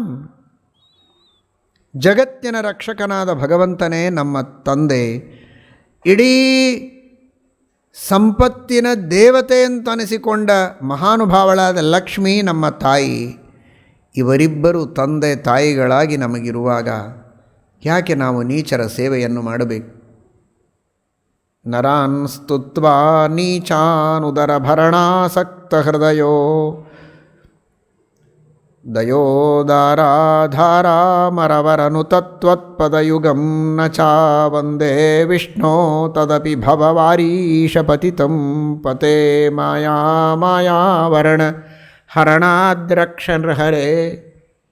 ಸತ್ಯಸಂಧತೀರ್ಥ ಶ್ರೀಪಾದಂಗಳವರು ಸ್ತೋತ್ರ ಮಾಡ್ತಾರೆ. ಕಸ್ಮಾತ್ ಭಜಂತಿ ಕವಯೋ ಧನ ದುರ್ಮದಾಂಧಾನ್. ಧನದಿಂದ ಉನ್ಮತ್ತರಾದ ಜನರನ್ನು ಹೊಟ್ಟೆಪಾಡಿಗಾಗಿ ಸ್ತುತಿಸಿ ಕಾಡಿ ಬೇಡಿ ಯಾಕೆ ವ್ಯರ್ಥವಾಗಿ ಕಾಲಹರಣವನ್ನು ಮಾಡ್ತೀರಾ? ನೀಚರನ್ನು ಭಜಿಸಿ ನೀಚವಾದ ರೀತಿಯಲ್ಲಿ ಸಂಪತ್ತನ್ನು ಪಡೆದು ಅದು ಅಶಾಶ್ವತವಾದದ್ದನ್ನು ಮತ್ತೆ ಗೋಳು ಇಡುವುದಕ್ಕಿಂತಲೂ ಸರ್ವೋತ್ತಮನಾದ ಭಗವಂತನನ್ನು ಭಜಿಸಿ ಸ್ಥಿರವಾದ ಶಾಶ್ವತವಾದ ಪರಮಸುಖವನ್ನು ನೀಡುವಂತಹ ಮಹಾ ಸಂಪತ್ತನ್ನೇ ಪಡೆಯುವುದಕ್ಕೆ ಸಾಧ್ಯ ಇದೆಯಲ್ಲ. ಟೀಕಾಕೃತ್ಪಾದರು ಗೀತಾಭಾಷ್ಯದ ಪ್ರಮೇಯ ದೀಪಿಕೆಯಲ್ಲಿ ಹೇಳ್ತಾರೆ, ಭೋಗದಲ್ಲಿರುವ ಆನಂದ ತ್ಯಾಗದಲ್ಲಿರುವ ಆನಂದದ 16ನೆಯ 1 ಅಂಶಕ್ಕೂ ಸಮಾನ ಅಲ್ಲ ಅಂತಾರೆ. ಅರ್ಥ ಮಾಡಿಕೊಳ್ಳಿ ಜಿಜ್ಞಾಸುಗಳೇ. ಅಧ್ಯಯನೋತ್ತರದಲ್ಲಿ ಏನು, ಜೀವನ ಹೇಗೆ ಸಂಪಾದನೆ, ಈ ಆಲೋಚನೆಗಳು ಸಹಜ. ಆದರೆ ಈ ಆಧ್ಯಾತ್ಮಿಕವಾದ ತ್ಯಾಗದ ಸಂದೇಶಗಳನ್ನು ಭಾಗವತಾದಿ ಸಚ್ಚಾಸ್ತ್ರಗಳಲ್ಲಿ ಹೇಳಿದ್ದನ್ನು ಗುರುಗಳ ಮಾತಿನಲ್ಲಿ ಕೇಳಿ ತಿಳಿಯಿರಿ. ಇದು ನಿಜವಾದ ಜೀವನದ ಪಾಠ, ಇದು ನಿಜವಾದ ಸಂದೇಶ, ಇದು ಅಧ್ಯಯನ. ಅಕ್ಷರಗಳ ಅಧ್ಯಯನ ಇದು ಅಧ್ಯಯನ ಅಲ್ಲ. ತತ್ವಗಳ ನಿಜವಾದ ಪರಿಕಲ್ಪನೆ ಮನಸ್ಸಿನಲ್ಲಿರಬೇಕು. ಕರ್ತವ್ಯದ ಪ್ರಜ್ಞೆ ಸರಿಯಾಗಿ ಮೂಡಬೇಕು. ಅದು ನಿಜವಾದಂತಹ ಅಧ್ಯಯನದ ಫಲ. ಸಿದ್ಧ್ಯಂತು ಕಥಂ ಕಾಮಾಹ ದೇಶಾನಪಿ ಧಾವತಾಂ ತೇಷಾಂ ಯೇಷಾಂ ನ ಕಾಮಜನಕೋ ದಯತೆ ದಯಿತಶ್ರಿಯೋ ದೇವ್ಯಾಹ. ಹೋಗಲಿ ಬಿಡಿ ಅಪ್ಪ, ನೀವೇನೋ ವಿಶ್ವಾಸ ಇಲ್ಲದೆ ಅಲ್ಲಿ ಇಲ್ಲಿ ತಿರುಗಾಡಬಹುದು, ಬೇರೆ ಬೇರೆ ಜನರನ್ನು ಭಜಿಸಬಹುದು, ಯಾರನ್ನೋ ಸೇವಿಸಬಹುದು. ಅಂದ ಮಾತ್ರಕ್ಕೆ ನಿಮ್ಮ ಇಷ್ಟಾರ್ಥಗಳು ಈಡೇರುತ್ತವೆ ಅನ್ನುವ ನಂಬಿಕೆ ಇದೆಯಾ ನಿಮಗೆ? ಸುಳ್ಳು. ಎಲ್ಲಿಯವರೆಗೆ ಭಗವಂತನ ದಯೆ ಆಗೋದಿಲ್ಲ ಅಲ್ಲಿಯವರೆಗೆ ನಿಮಗೆ ಇನ್ಯಾರಿಂದಲೂ ನಿಮ್ಮ ಉದ್ದೇಶ ಪೂರ್ಣವಾಗುವುದಕ್ಕೆ ಸಾಧ್ಯ ಇಲ್ಲ. ಯಾಕೆ ಅಲ್ಲಿ ಇಲ್ಲಿ ಅಲದಾಡ್ತೀರಾ? ಶ್ರೀನಿಧಿಂ ಅವಧೀರ್ಯ ಖಲಾನ್ ಭಜತಾಮಪಿ ಧೀರ್ಯತೇನ ದಾರಿದ್ರ್ಯಂ. ನಿಜವಾದ ನಿಮ್ಮ ದಾರಿದ್ರ್ಯ ಹೋಗೋದಿಲ್ಲ. ಏನೋ ಭಾರಿ ಶ್ರೀಮಂತರನ್ನು ಭಜಿಸಿದರೆ ನನ್ನ ದಾರಿದ್ರ್ಯ ಹೋಗತ್ತೆ ಅಂತ ತಿಳಿದುಕೊಂಡಿದ್ದೀರಿ. ನಿಜವಾದ ದಾರಿದ್ರ್ಯವನ್ನು ಕಳೆಯಬೇಕಾದವನು ಶ್ರೀನಿಧಿ.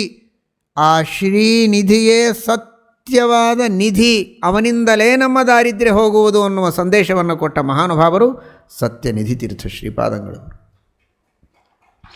ನಿರ್ಭರಮಪಿ ನಿಜಗರ್ಭಂ ನಿಯತಂ ರಕ್ಷೇತ್ ಪ್ರಸೂರ್ಯದಿ ಪ್ರೇಮ್ಣ ಕುಕ್ಷಿಸ್ಥಂ ಜಗದೇತದ್ ರಕ್ಷೇತ್ ನಿತ್ಯಂ ಜಗನ್ನಿಧಿ ಸತ್ಯಂ.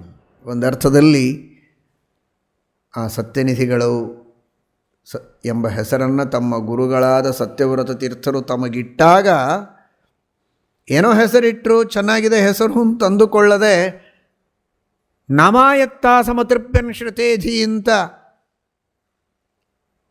ಋಗ್ವೇದದಲ್ಲಿ ತಿಳಿಸುವಂತೆ ಐತರೆಯ ಉಪನಿಷತ್ ಭಾಷ್ಯಗಳಲ್ಲಿ ಶ್ರೀಮದ್ ಆಚಾರ್ಯರು ಹೇಳುವಂತೆ ನಾಮದೊಳಗೆ ಆ ಭಗವಂತನ ಚಿಂತನೆಯನ್ನು ಮಾಡುವಂತಹ ಒಂದು ಕ್ರಮ.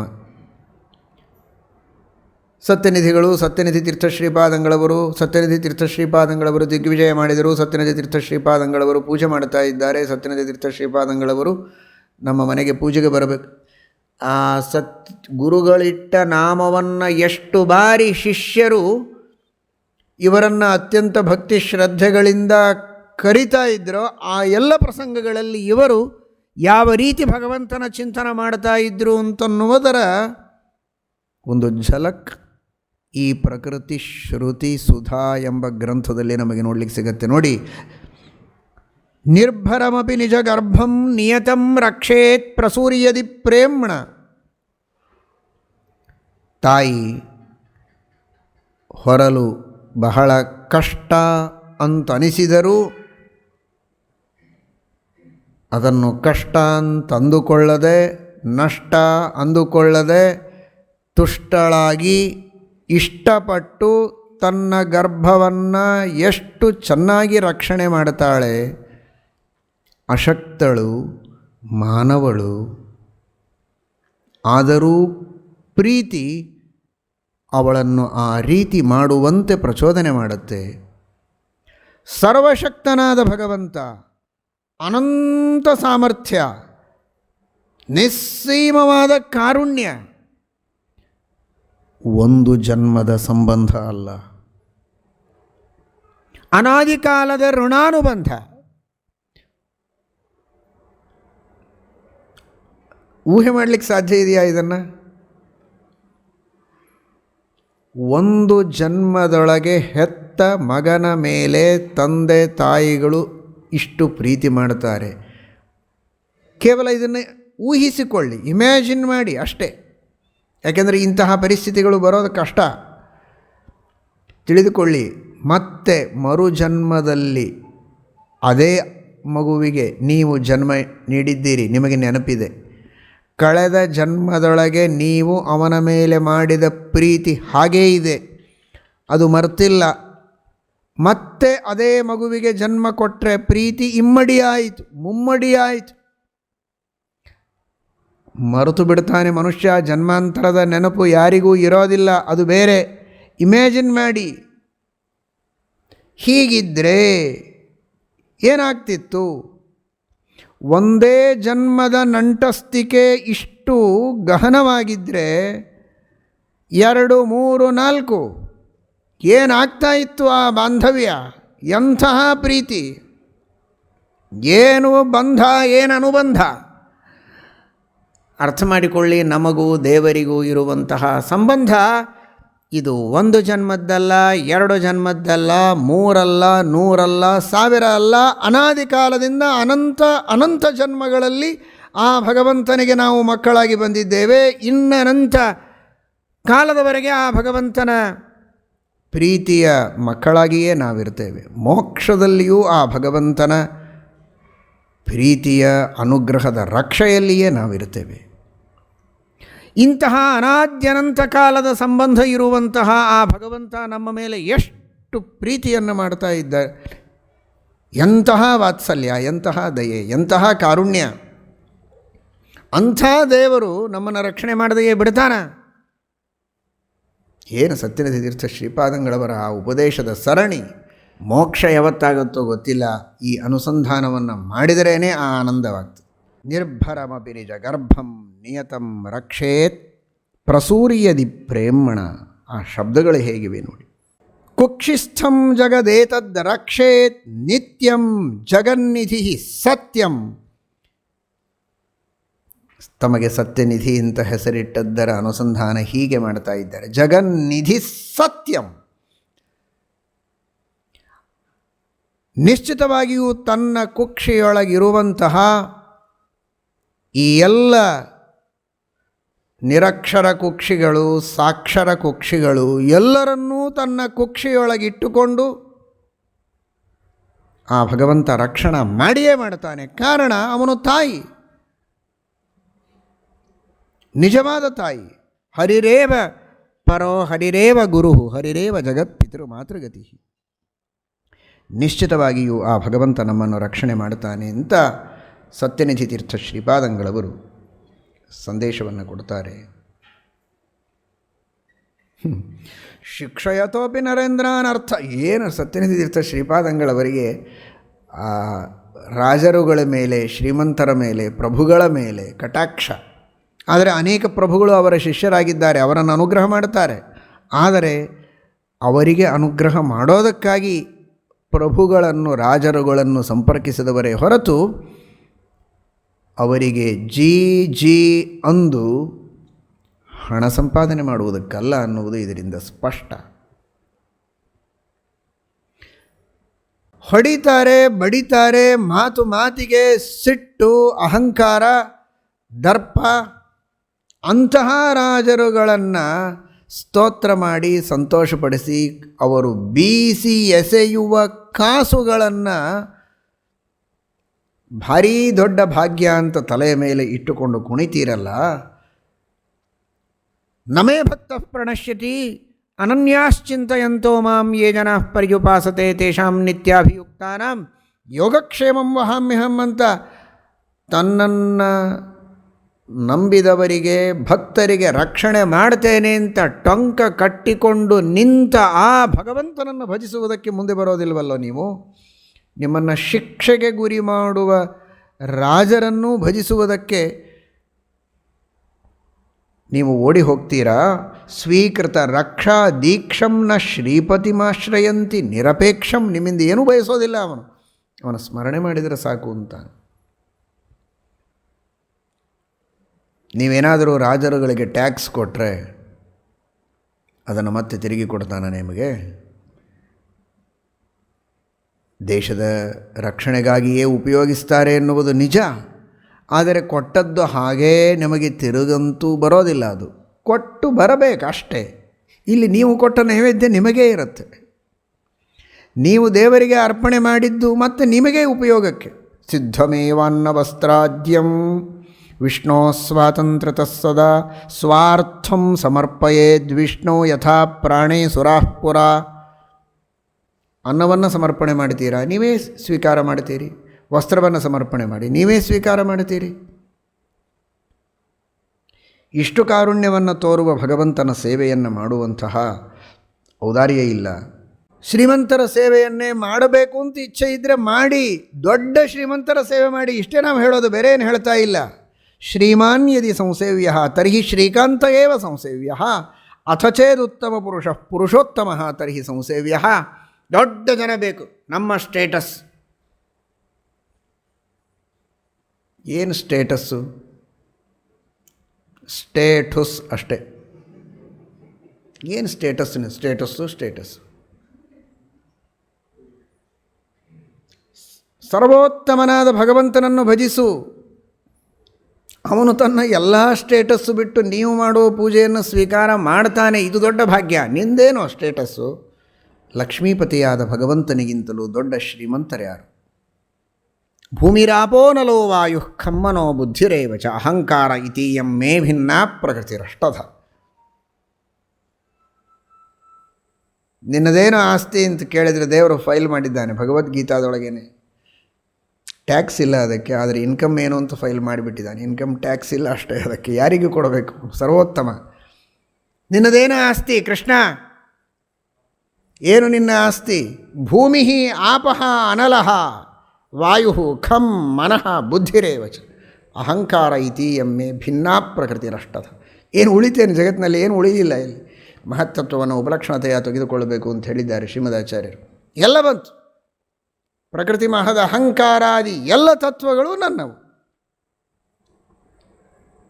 ಇದು ಬಹಳ ಸಣ್ಣದು ಅಂತಾನೆ.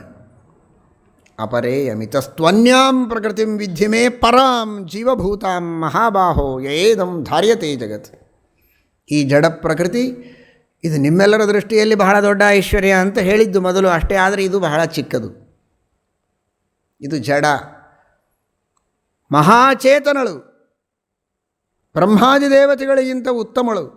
ಈ ಎಲ್ಲ ಅಚೇತನ ಪ್ರಪಂಚದ ಕಣಗಳಲ್ಲಿ ತುಂಬಿದವಳು, ಅದರ ನಿಯಮನ ಮಾಡುವವಳು, ತನ್ನ ಇಚ್ಛೆಯಿಂದ ಕುಡಿ ನೋಟದಿಂದ ಕುಣಿಸುವವಳು. ಅಂತಹ ಲಕ್ಷ್ಮಿ ಅವಳು ನನ್ನ ಹೆಂಡತಿ, ಅವಳು ನನ್ನ ಸಂಪತ್ತು. ಜೀವಭೂತಾಂ ಎಲ್ಲರ ಪ್ರಾಣಧಾರಣವನ್ನು ಮಾಡುವಂತಹ ಮಹಾನುಭಾವಳು. ಅಂತಹ ಶ್ರೀಮಂತ, ನಿಜವಾದ ಶ್ರೀಮಂತ, ಶ್ರೀಮಾನ್, ಶ್ರೀಕಾಂತ, ಅವನ ಭಜನೆಯನ್ನು ಮಾಡಿ ಇನ್ನೇನು ಭಜನೆ ಮಾಡುತ್ತೀರಿ? ಏನು ಒಂದರ ಮೇಲೆ ಒಂದು, ಒಂದರ ಮೇಲೆ ಒಂದು. ಇದನ್ನೇ ದೇವರನ್ನು ಭಜಿಸಿ, ಬೇರೆ ಮಾನವರನ್ನು ಭಜಿಸಬೇಡಿ, ಶ್ರೀಮಂತರನ್ನು ಭಜಿಸಬೇಡಿ, ದೇವರಲ್ಲಿ ನಂಬಿಕೆಯನ್ನಿಡಿ, ಭೋಗಗಳಲ್ಲಿ ಆಸಕ್ತರಾಗಬೇಡಿ. ಇದೇ ಸಂದೇಶವನ್ನು ಹೆಜ್ಜೆ ಹೆಜ್ಜೆಗೆ ಕೊಡ್ತಾ ಇದ್ದಾರೆ ಸತ್ಯನಿಧಿ ತೀರ್ಥ ಶ್ರೀಪಾದಂಗಳು. ಇಂಥ ಮಹಾಗುರುಗಳು ಇಷ್ಟು ದೊಡ್ಡ ಸಂದೇಶವನ್ನು ಕೊಟ್ಟಾಗ ಇದನ್ನು ನಾವು ಜೀವನದಲ್ಲಿ ಯಥಾಶಕ್ತಿ ಅನುಷ್ಠಾನ ತರುವ ಪ್ರಯತ್ನವನ್ನು ಮಾಡದಿದ್ದರೆ ಬಹಳ ದೊಡ್ಡ ಆತ್ಮವಂಚನೆಯನ್ನು ನಾವು ಮಾಡಿಕೊಳ್ಳುತ್ತೇವೆ ಅಂತ ಅರ್ಥ. ನನಗೇನು ಬೇಡ ಬೇಡ ಅನ್ನಿಸ್ತದೆ. ಸ್ವಲ್ಪ ಆದರೂ ಅಧ್ಯಯನ ಮಾಡಿ, ಯಾಕೋ ಬೇಡ ಅನ್ನಿಸ್ತು. ಒಂಚೂರು ಪೂಜೆ ಮಾಡಪ್ಪ, ಅಷ್ಟು ಉತ್ಸಾಹ ಇಲ್ಲ. ನನಗೇನು ಬೇಡ ನೋಡಿ ಒಟ್ಟು. ಸತ್ಯನಿಧಿಗಳಂದರು, ನಿನಗೆಲ್ಲ ಬೇಡ ಅಂತ ಅನಿಸಿದರೆ, ಬಿಡಬೇಕು ಅನಿಸಿದರೆ ಎಲ್ಲ ಬಿಡಬೇಡ, ಒಂದು ಬಿಟ್ಬಿಡು ಸಾಕು. ಹಾತವ್ಯಂ ಯದಿ ಸರ್ವಂ ತೃಷ್ಣಾಂ ಏಕಾಂ ಜಹಾತು ಪರಂ. ಆ ಆಶೆ ಅನ್ನೋದನ್ನು ಒಂದು ಬಿಟ್ಬಿಡು. ಏನೇನೋ ಬಿಡ್ತೀನಿ ಅಂತೆಲ್ಲ ಅದನ್ನೆಲ್ಲ ಬಿಡಬೇಡ. ಆಶೆ ಒಂದು ಬಿಡು, ನೀನು ಎಲ್ಲವನ್ನೂ ಗೆದ್ದಂತೆ ಲೋಕದಲ್ಲಿ. ಏನಾದರೂ ಬೇಕು ಅಂತ ಅಪೇಕ್ಷೆ ಪಡೋದಾದರೆ ಇನ್ನೇನೋ ಬೇಕು ಅಂತ ಅನ್ನಬೇಡ. ಸ್ವೀಕಾರ್ಯಂ ಯದಿ ಸರ್ವಂ ಸ್ವೀಕೃತಾಂ ಕಮಪಿ ಲೋಕ ನಿಧಿಂ. ಆ ನಿಧಿ ಶಬ್ದ ಬಳಸ್ತಾರೆ. ನಾನು ಹೇಳ್ತಾ ಇರೋದು ಅಂದರೆ ಹೀಗೆ ಅಂದ್ಕೊಳ್ಬೇಡಿ. ಆ ಗ್ರಂಥದೊಳಗೆ ಸಾಮಾನ್ಯವಾಗಿ ಕೊನೆಗೆ ತಮ್ಮ ಹೆಸರು ಸೂಚನೆ ಮಾಡಿರ್ತಾರೆ ಹಾಡುಗಳಲ್ಲಿ, ಅಂಕಿತ ಇದ್ದ ಹಾಗೆ.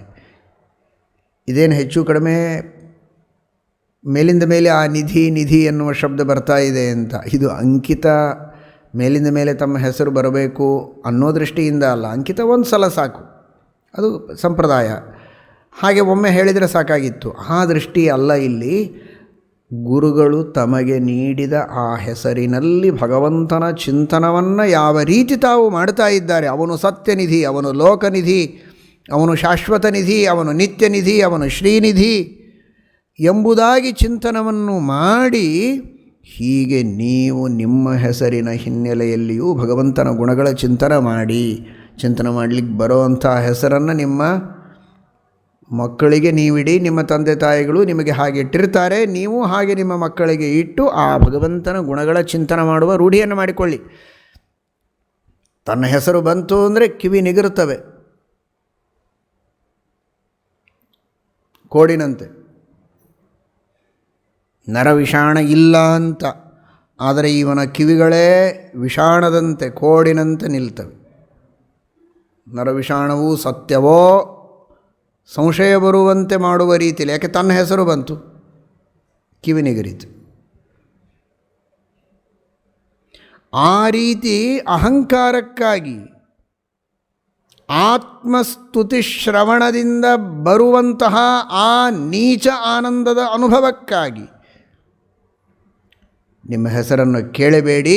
ಅಧ್ಯಾತ್ಮ ಬಂಧುಗಳೇ, ಆ ಹೆಸರಿನ ಹಿನ್ನೆಲೆಯಲ್ಲಿರುವ ಭಗವಂತನ ಗುಣಗಳ ಚಿಂತನವನ್ನು ಮಾಡಿ ಜೀವನವನ್ನು ಸಾರ್ಥಕ ಮಾಡಿಕೊಳ್ಳಿ ಅನ್ನುವ ಸಂದೇಶವನ್ನು ಸತ್ಯನಿಧಿ ತೀರ್ಥ ಶ್ರೀಪಾದಂಗಳವರು ನೀಡುತ್ತಾ ಇದ್ದಾರೆ.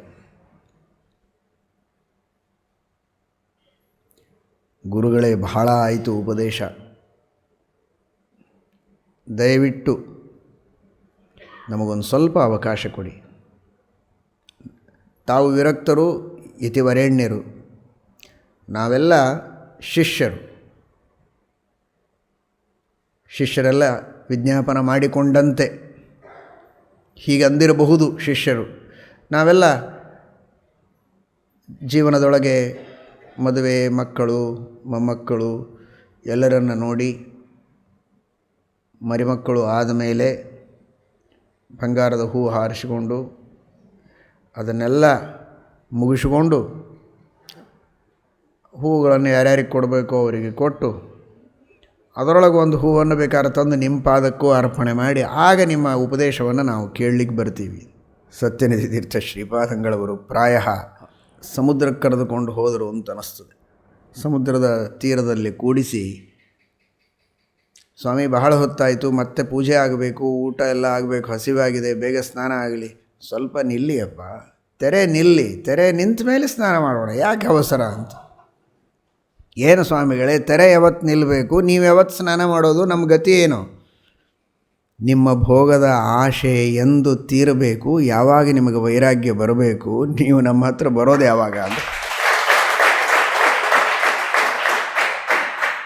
ವೀಚಿಷು ವಿರತಾಸು ಪುನರ್ವಾರಿನಿಧೌ ಸ್ನಾತುಂ ಈಹಮಾನ ಇವ ಕೃಷ್ಣಂ ಸೇವಿತುಂ ಇಚ್ಛತಿ ಮರ್ತ್ಯ ತೃಷ್ಣಾಸು ಭೋಗ ಶಮಿತಾಸು. ಎಲ್ಲ ಆಶೆಗಳನ್ನು ಭೋಗ ಮಾಡಿ ತೀರಿಸಿದ ಮೇಲೆ ಈಚೆಗೆ ಬರುವುದ ದೇವರ ಸ್ಮರಣೆಗೆ, ಕೃಷ್ಣನ ಸ್ಮರಣೆಗೆ, ರಾಮನ ಸ್ಮರಣೆಗೆ. ನ ಜಾತು ಕಾಮಃ ಕಾಮಾನಾಂ ಉಪಭೋಗೇನ ಶಾಮ್ಯತಿ ಹವಿಷಾ ಕೃಷ್ಣವರ್ತ್ಮೇವ ಭೂಯ ಏವ ಅಭಿವರ್ಧತೆ. ಯತ್ ಪೃಥಿವ್ಯಾಂ ರಿಹೇವಂ ಹಿರಣ್ಯಂ ಪಶವಃ ಸ್ತ್ರಿಯಃ ಏಕಸ್ಯಾಪಿ ನ ಪರ್ಯಾಪ್ತಂ ಇತಿ ಮತ್ವಾ ಶಮಂ ವ್ರಜೇತ್. ಮಹಾಭಾರತ ಹೇಳುವ ಮಾತು ಯಯಾತಿ ಹೇಳುತ್ತಾನೆ. ಮುತ್ತು, ರತ್ನ, ವಜ್ರ, ಬಂಗಾರ, ಬೆಳ್ಳಿ, ವಜ್ರ, ವೈಡೂರ್ಯ ಎಲ್ಲ ಸಂಪತ್ತುಗಳು ಎದುರಿಗೆ ತಂದು ಹಾಕಿದರೂ ಸಾಕು ಅಂತ ಅನಿಸೋದಿಲ್ಲ. ಅಂತಹ ಆಶೆಗಳ ತೆರೆಗಳು ನಿಲ್ಲುವುದಕ್ಕೆ ಸಾಧ್ಯ ಇಲ್ಲ. ನೀವು ಆ ಆಶೆಗಳು ಬರ್ತಾ ಇರುವಾಗಲೇ ವೈರಾಗ್ಯದಿಂದ ದೇವರ ಸ್ಮರಣೆಯನ್ನು ಮಾಡುವುದಕ್ಕೆ ಮುಂದಾಗುವುದರಲ್ಲಿ ನಿಮ್ಮ ಉದ್ಧಾರದ ದಾರಿಯನ್ನು ಕಂಡುಕೊಳ್ಳಬೇಕು ಅಂತ ತಿಳಿಸ್ತಾರೆ. 32 ಶ್ಲೋಕಗಳಿವೆ. 32 ಲಕ್ಷಣಗಳಿಂದ ಕೂಡಿದಂತಹ ಶ್ರೀಮದ್ ಆಚಾರ್ಯರ ಸೇವಾರೂಪದಲ್ಲಿ ಈ 32 ಶ್ಲೋಕಗಳನ್ನು ರಚನೆ ಮಾಡಿ ಪರಮೋಪಕಾರ ಮಾಡಿದ್ದಾರೆ. ಒಂದೊಂದು ಶ್ಲೋಕಗಳು ಹೀಗೆ ಇದೆ. ಅವರ ಪರಮಾನುಗ್ರಹದಿಂದ ಆ ಸಂದೇಶವನ್ನು ಜೀವನದಲ್ಲಿ ಅನುಷ್ಠಾನ ಮಾಡುವ ಶಕ್ತಿಯನ್ನು ನಮಗೂ ನಿಮಗೂ ಆ ಮಹಾನುಭಾವರು ಕರುಣಿಸಲಿ ಅಂತ ಪ್ರಾರ್ಥನೆ ಮಾಡೋಣ. ಇಂತಹ ಮಹಾ ಉಪದೇಶವನ್ನು ಮಾಡುತ್ತಾರೆ. ತುಮಕೂರಿನಲ್ಲಿ ಸತ್ಯನಿಧಿ ತೀರ್ಥ ಶ್ರೀಪಾದಂಗಳವರು ಮುಖ್ಯಪ್ರಾಣದೇವರ ಹನುಮಂತ ದೇವರ ಪ್ರತಿಷ್ಠಾಪನೆಯನ್ನು ಮಾಡಿದ್ದಾರೆ ಶ್ರೀಮಠದಲ್ಲಿ. ಇವತ್ತಿಗೂ ದರ್ಶನವನ್ನು ಪಡೆಯಬಹುದು. ವಿಶಿಷ್ಟವಾದ ಸನ್ನಿಧಾನದಿಂದ ಕೂಡಿದ ಮುಖ್ಯಪ್ರಾಣದೇವರು. ಆ ಮುಖ್ಯಪ್ರಾಣದೇವರ ಸ್ತೋತ್ರವನ್ನು ಮಾಡುತ್ತಾರೆ. ವಾಯುಭಾರತೀ ಸ್ತೋತ್ರ ಅಂತ. ಮಹಾಲಕ್ಷ್ಮೀಪತಿ ಶ್ರೀಮಚ್ಚರಣಾಬ್ಜ ಪರಾಯಣಂ ಶ್ರೀವಾಯುಂ ಭಾರತೀ ಸೇವ್ಯಂ ಸೇವೆ ಸರ್ವೇಷ್ಟ ಸಿದ್ಧಯೇ ಎಂಬುದಾಗಿ 17 ಶ್ಲೋಕಗಳ ಸ್ತೋತ್ರವನ್ನು ಮಾಡುತ್ತಾರೆ. ಬಹಳ ಸುಂದರವಾದಂತಹ ಸ್ತೋತ್ರ. ರಘುನಾಥ ಗುಣೋತ್ಕರ್ಷ ವರ್ಣನೈಕ ಸ್ವಲಕ್ಷಣಂ ಅಂತ. ಏನು ಸ್ತೋತ್ರ ನೋಡಿ. ಹನುಮಂತ ದೇವರ ಲಕ್ಷಣ ಏನು ಅಂದರೆ ಭಗವಂತನ ಗುಣಗಳ ಉತ್ಕರ್ಷದ ವರ್ಣನೆಯನ್ನು ನಿರಂತರವಾಗಿ ಮಾಡ್ತಾ ಇರುವುದೇ ಅವರ ಲಕ್ಷಣವಂತೆ. ಲಂಕೆಯನ್ನು ಸುಟ್ಟು ಬಂದದ್ದು ದೊಡ್ಡದಲ್ಲ, ಅಂಗುಲೀಯಕವನ್ನು ಸೀತೆಗೆ ಕೊಟ್ಟದ್ದು, ಚೂಡಾಮಣಿಯನ್ನು ಪುನಃ ರಾಮದೇವರ ಪಾದಕ್ಕೆ ಅರ್ಪಣೆ ಮಾಡಿದ್ದೂ ದೊಡ್ಡದಲ್ಲ. ಅದು ಬಹಳ ದೊಡ್ಡದು ನಮ್ಮ ದೃಷ್ಟಿಯಲ್ಲಿ. ಆದರೆ ವಾಯುದೇವರ ದೃಷ್ಟಿಯಲ್ಲಿ ಅವರು ನಿರಂತರವಾಗಿ ತಮ್ಮನ್ನು ತಾವು ಗುರುತಿಸಿಕೊಳ್ಳುವುದು, ಎಲ್ಲರಿಗೆ ಗುರುತು ಮಾಡಿಕೊಡೋದು ಹೇಗೆ ಅಂದರೆ ಯಾವಾಗಲೂ ರಾಮದೇವರ ಗುಣಗಳ ವರ್ಣನೆಯನ್ನು ಮಾಡು, ನಿರಂತರ ಪಾಠ ಪ್ರವಚನಗಳನ್ನು ಮಾಡು. ಅದೇ ತಪಸ್ಸು ಅಂತ. ಎಷ್ಟು ವಿಚಿತ್ರ ಅಂದರೆ, ನೀನೇನು ಮಾಡಬೇಕು ಹನುಮಂತ, ನಿರಂತರವಾಗಿ ತಪಸ್ಸು ಮಾಡು ಅಂತ ರಾಮದೇವರು ಆದೇಶ ಮಾಡುತ್ತಾನೆ. ಮಹಾಭಾರತ ತಾತ್ಪರ್ಯ ನಿರ್ಣಯದಲ್ಲಿ ಬರುತ್ತೆ. ಸುಕಾರ್ಯಮೇವ ಮಹತ್ತಪಃ, ನಿರಂತರ ತಪಸ್ಸು ಮಾಡು ಅಂತ ರಾಮದೇವರು ಆದೇಶ ಮಾಡಿದ್ದು. ಇವರು ಮಾಡಿದ್ದೇನು ಹನುಮಂತ ದೇವರು? ಅದೇ ಮಹಾಭಾರತ ತಾತ್ಪರ್ಯ ನಿರ್ಣಯದಲ್ಲಿ ಶ್ರೀಮದಾಚಾರ್ಯರು ಮುಂದೆ ವರ್ಣನೆ ಮಾಡುತ್ತಾರೆ. ಅವರು ಕಿಂಪುರುಷ ಖಂಡದಲ್ಲಿ ನಿರಂತರವಾಗಿ ಭಗವಂತನ ಗುಣಗಳನ್ನು, ಮಹಿಮೆಗಳನ್ನು ವರ್ಣನೆ ಮಾಡುತ್ತಾರೆ, ಪಾಠ ಪ್ರವಚನವನ್ನು ಮಾಡುತ್ತಾರೆ, ವ್ಯಾಖ್ಯಾನವನ್ನು ಮಾಡುತ್ತಾರೆ ಅಂತಿದೆ. ಅಂದರೆ ಉಪನಿಷತ್ತು ಹೇಳುವ ತದ್ಧಿ ತಪಃ ಅನ್ನುವ ಮಾತನ್ನು ಆಚಾರ್ಯರು ಆ ಹನುಮಂತ ದೇವರ ಚರಿತ್ರೆಯನ್ನು ತಿಳಿಸುವ ಮೂಲಕ ನಮಗೆ ತೋರಿಸಿಕೊಟ್ಟಿದ್ದಾರೆ. ದೇವರು ಹೇಳಿದ್ದು ತಪಸ್ಸು ಮಾಡು ಅಂತ, ಇವರು ಮಾಡಿದ್ದು ಪಾಠ ಪ್ರವಚನವನ್ನು. ಅಂದರೆ ಇದೇ ದೊಡ್ಡ ತಪಸ್ಸು ಅಂತ. ಆ ರೀತಿ ನಿರಂತರವಾಗಿ ಭಗವಂತನ ಗುಣೋತ್ಕರ್ಷದ ವರ್ಣನೆಯನ್ನು ಮಾಡುವುದೇ ವಾಯುದೇವರ, ಹನುಮಂತ ದೇವರ ಮುಖ್ಯವಾದ ಲಕ್ಷಣ ಅಂತ. ಯಾವಾಗಲೂ ದೇವರ ಗುಣಗಳನ್ನು, ಹೌದು, ಯಾವಾಗಲೂ ದೇವರ ಗುಣಗಳನ್ನೇ ಅವರು ವರ್ಣನೆ ಮಾಡುವುದು. ಮೇಲ್ನೋಟಕ್ಕೆ ಲೌಕಿಕ ವ್ಯವಹಾರದ ಮಾತುಗಳನ್ನು ಆಡ್ತಾರೆ ಅಂತ ಅನಿಸಬಹುದು, ಆದರೆ ಆ ಮಾತಿನಲ್ಲಿಯೂ ಭಗವಂತನ ಮಹಿಮೆಯ ವರ್ಣನೆ ಇರ್ತದೆ. ಇದನ್ನು ಉಳಿದವರು ಅರ್ಥ ಮಾಡಿಕೊಳ್ಳುವುದಕ್ಕೆ ಸಾಧ್ಯ ಇಲ್ಲ, ದೇವರು ಮಾತ್ರ ಅರ್ಥ ಮಾಡಿಕೊಳ್ಳಬಹುದು. ಸ್ತುತ್ಯನಾದ ಭಗವಂತ ಸ್ಥಾವಕರ ಆ ಮನಸ್ಸಿನಲ್ಲಿ ಇರುವಂತಹ ಏನು ಭಾವನೆ ಇದೆ ಅದನ್ನು ಅರ್ಥ ಮಾಡಿಕೊಳ್ತಾನೆ ಅನ್ನೋದಕ್ಕಾಗಿ ದೇವರು ಹೇಳಿದ, ನಾನ್ ಋಗ್ವೇದ ವಿನೀತಸ್ಯ ನ ಯಜುರ್ವೇದಧಾರಿಣಃ ನಾಸಾಮವೇದ ವಿದುಷಃ ಶಕ್ಯಮೇವಂ ಪ್ರಭಾಷಿತುಂ. ಏನು ಹೇಳಿದ್ದು ಹನುಮಂತ ದೇವರು? ನೀವ್ಯಾರು ಏನು ಅಂತ ಸುಗ್ರೀವ ಕೇಳಿಕೊಂಡು ಬಾ ಅಂತ ಹೇಳಿದ. ಅಷ್ಟು ಪರಿಚಯ ಕೇಳಿಕೊಂಡು ಹೋದದ್ದು. ಇಷ್ಟಕ್ಕೆ ರಾಮದೇವರು ವರ್ಣನೆ ಮಾಡಿದ್ದೆಷ್ಟು. ಋಗ್ವೇದ, ಯಜುರ್ವೇದ, ಸಾಮವೇದ, ಅಥರ್ವ ವೇದಾದಿಗಳ ಅಧ್ಯಯನ ಮಾಡದೇ ಇರತಕ್ಕಂತಹ ವ್ಯಕ್ತಿ ಈ ರೀತಿ ಮಾತನಾಡಲಿಕ್ಕೆ ಸಾಧ್ಯ ಇಲ್ಲ. ಸಮಗ್ರ ವ್ಯಾಕರಣಶಾಸ್ತ್ರದ ಪರಿಚಯ ಇಲ್ಲದೇ ಇದ್ದರೆ ಹೀಗೆ ಮಾತನಾಡಲಿಕ್ಕೆ ಸಾಧ್ಯ ಇಲ್ಲ. ಶಬ್ದದ ಶುದ್ಧಿ ಎಷ್ಟು, ಅರ್ಥದ ಗಾಂಭೀರ್ಯ ಏನು, ಆ ಋಗ್ವೇದ, ಯಜುರ್ವೇದ, ಸಾಮವೇದಾದಿಗಳಲ್ಲಿ ಬರುವ ಭಗವಂತನ ಗುಣಕ್ರಿಯಾದಿಗಳ ಅನುಸಂಧಾನ, ಆ ಎಲ್ಲ ಅರ್ಥಗಳು ಬರುವಂತೆ ರಾಮದೇವರ ಜೊತೆಗೆ ಮಾತನಾಡುವ ಅವರ ರೀತಿ ಹೀಗಿದ್ದರೆ, ವ್ಯವಹಾರದ ಮಾತುಗಳನ್ನೇ ಅವರು ಹೀಗೆ ಹೇಳಬೇಕಾಗಿದ್ದರೆ ಇನ್ನು ಪಾಠಕ್ಕೆ ಅಂತ ಕುಳಿದ್ರೆ ಇನ್ನು ಹೇಗೆ ಹೇಳ್ತಿರಲಿಕ್ಕಿಲ್ಲ.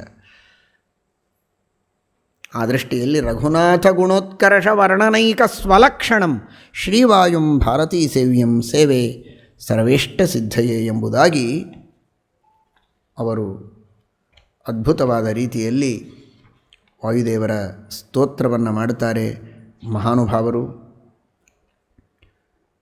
ಅಂತಹ ಉಪದೇಶವನ್ನು ಶ್ರೀಮುಷ್ಣ ಕ್ಷೇತ್ರದಲ್ಲಿ ಮಾಡಿ, ತುಮಕೂರಿನಲ್ಲಿ ವಾಯುದೇವರ ಸ್ತೋತ್ರವನ್ನು ಮಾಡಿ, ವಚನಪ್ರಸೂನಮಾಲಾ ಅಂತ ಶ್ರೀರಂಗದಲ್ಲಿ ಇದ್ದಾಗ ಅಲ್ಲಿ ಒಂದು ವಿಶಿಷ್ಟವಾದಂತಹ ಸ್ತೋತ್ರವನ್ನು ಮಾಡ್ತಾರೆ. ಅದು ಉಪಲಬ್ಧವಾಗಬೇಕು. ಇಂತಹ ಅನೇಕ ಗ್ರಂಥಗಳ ರಚನೆ ಮಾಡಿ ಪರಮಾನುಗ್ರಹ ಮಾಡಿದವರು.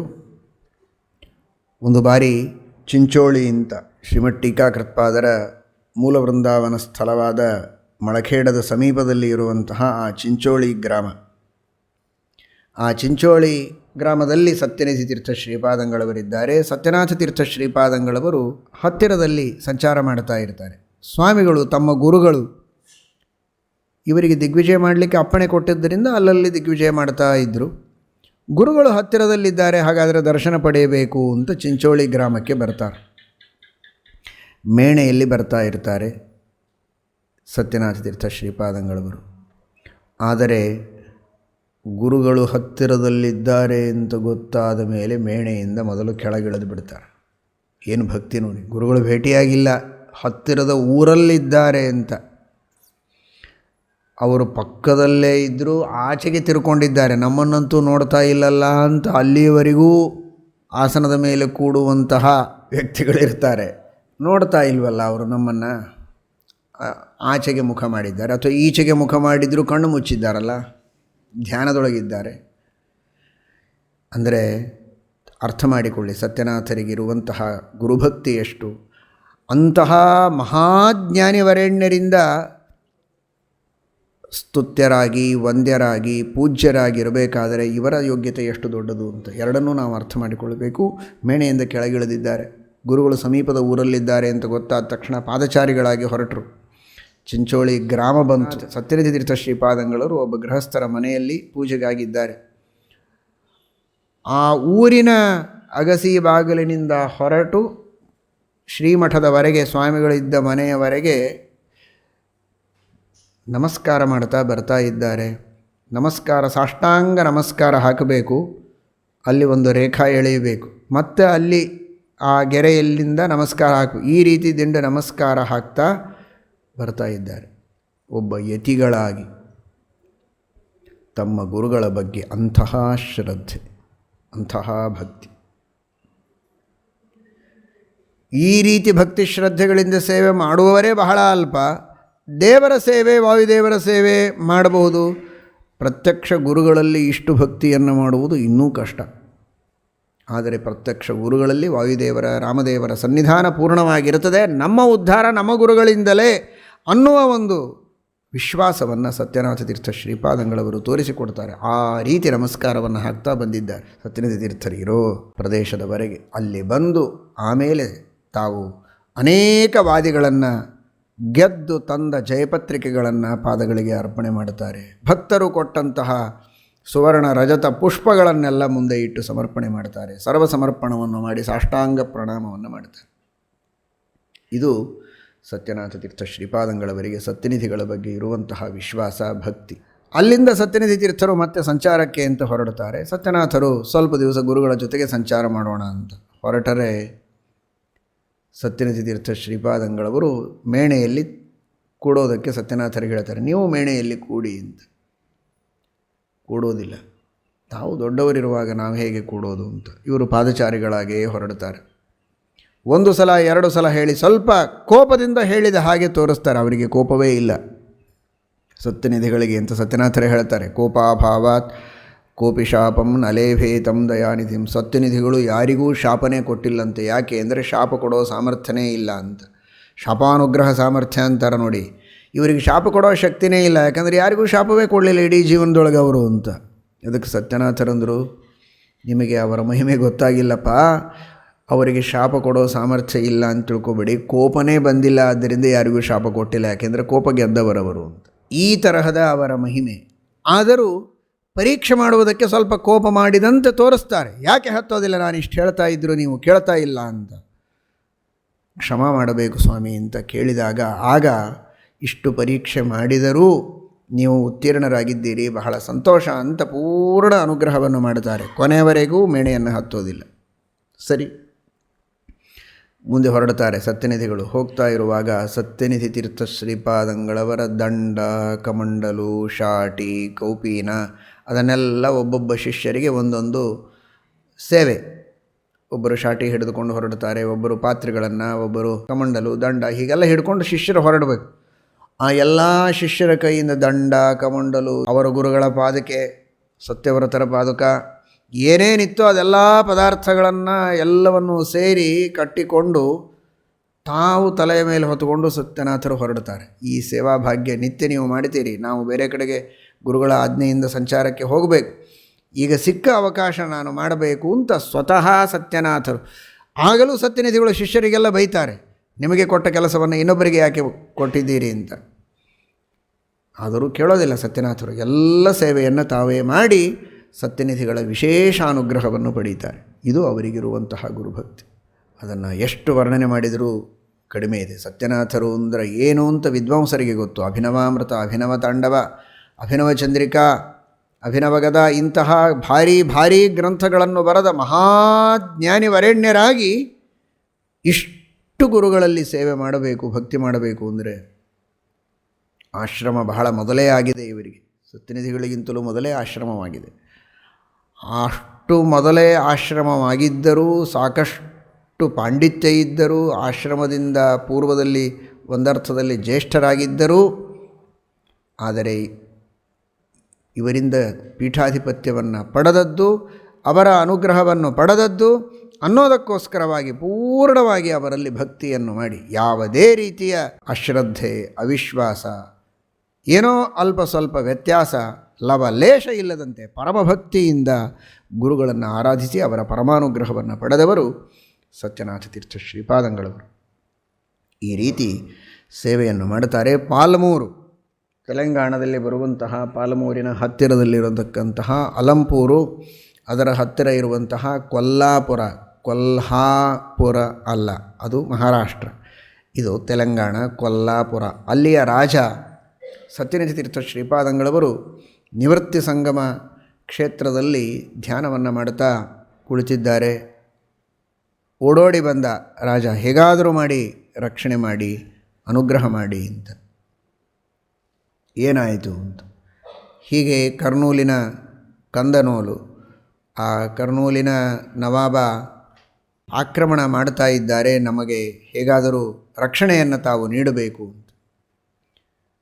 ವಿಶೇಷವಾಗಿ ರಾಮದೇವರಲ್ಲಿ ಪ್ರಾರ್ಥನೆಯನ್ನು ಮಾಡಿ ಮಂತ್ರಾಕ್ಷತೆ ಕೊಟ್ಟಿದ್ದಾರೆ. ನಿಮಗೇನೂ ತೊಂದರೆಯಾಗೋದಿಲ್ಲ, ಸುರಕ್ಷಿತವಾಗಿ ನಿಮ್ಮ ಊರಿನಲ್ಲಿ ನೀವು ಕುಳಿತುಕೊಳ್ಳಿ ಸಾಕು, ನೀವೆಲ್ಲ ನಿಮ್ಮ ಊರಿನಲ್ಲಿರಿ, ಯಾವ ರಾಜರಿಂದಲೂ ನಿಮಗೆ ತೊಂದರೆಯಾಗೋದಿಲ್ಲ ಅಂತ ಏನು ಆ ಮಂತ್ರಾಕ್ಷತೆಯ ಮಹಿಮೆ.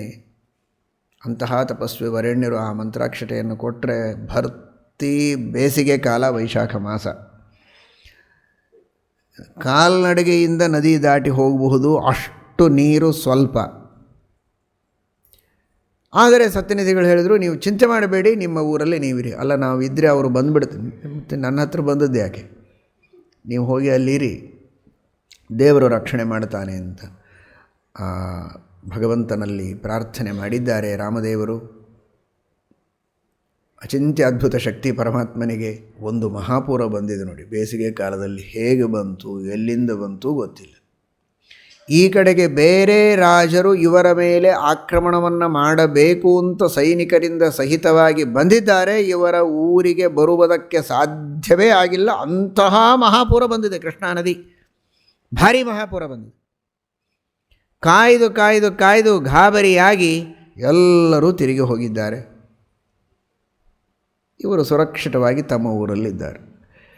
ಆ ವಿಚಿತ್ರ ಪವಾಡ ನೋಡಿ, ಇಂಥ ಬೇಸಿಗೆಯಲ್ಲಿ ಇದು ಹೇಗೆ ಮಹಾಪೂರ ಬಂತು ಏನು ಅಂತ ಗೊತ್ತಾಗದೆ ಗಾಬರಿಯಾಗಿ, ಇದೇನೋ ದೊಡ್ಡ ಶಕ್ತಿ ಇದೆ, ಇವರಿಗೆ ದೊಡ್ಡ ಶಕ್ತಿಯ ಬೆಂಬಲ ಇದೆ ಅಂತ ತಿಳಿದು ಮುಂದೆಂದೂ ಇವರ ಮೇಲೆ ಆಕ್ರಮಣ ಮಾಡುವ ಯೋಚನೆಯನ್ನೇ ಮಾಡಲಿಲ್ಲ. ಸ್ಥಿರವಾಗಿ ಸುರಕ್ಷಿತವಾಗಿ ಅವರು ತಮ್ಮ ರಾಜ್ಯವನ್ನು ಪರಿಪಾಲನೆ ಮಾಡಿಕೊಂಡು ಹೋಗಿದ್ದಾರೆ.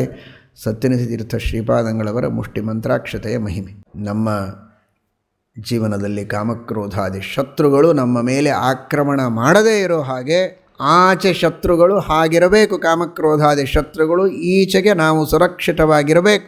ಅವುಗಳ ಪ್ರಭಾವ ನಮ್ಮ ಮೇಲೆ ಆಗದೇ ಇರೋ ಹಾಗೆ ಜ್ಞಾನದ, ವಿವೇಕದ, ಭಕ್ತಿಯ ಮಹಾಪೂರವೇ ಹರಿಯಬೇಕು ನಮ್ಮ ಜೀವನದಲ್ಲಿ ಸತ್ಯನಿಧಿ ತೀರ್ಥ ಶ್ರೀಪಾದಂಗಳವರ ಅನುಗ್ರಹದಲ್ಲಿ. ಆ ರೀತಿ ಅನುಗ್ರಹವನ್ನು ಮಾಡಿದ್ದಾರೆ. ಅವನು ಅಷ್ಟೆಲ್ಲ ಆದ ಮೇಲೆ ಈಚೆಗೆ ಬಂದು ಸತ್ಯನಿಧಿಗಳಿಗೆ ಪ್ರಾರ್ಥನೆ ಮಾಡ್ತಾನೆ, ಒಂದು ಅಳಿಲು ಸೇವೆ ಏನಾದರೂ ನಾನು ಮಾಡಬೇಕು, ಇಷ್ಟು ದೊಡ್ಡ ಉಪಕಾರ ಮಾಡಿದ್ದೀರಿ, ಏನಾದರೂ ಅಳಿಲು ಸೇವೆ ಮಾಡಬೇಕು ಅಂದಾಗ, ಈಗ ನಾವು ನಿವೃತ್ತಿ ಸಂಗಮ ಕ್ಷೇತ್ರದಲ್ಲಿದ್ದೇವೆ.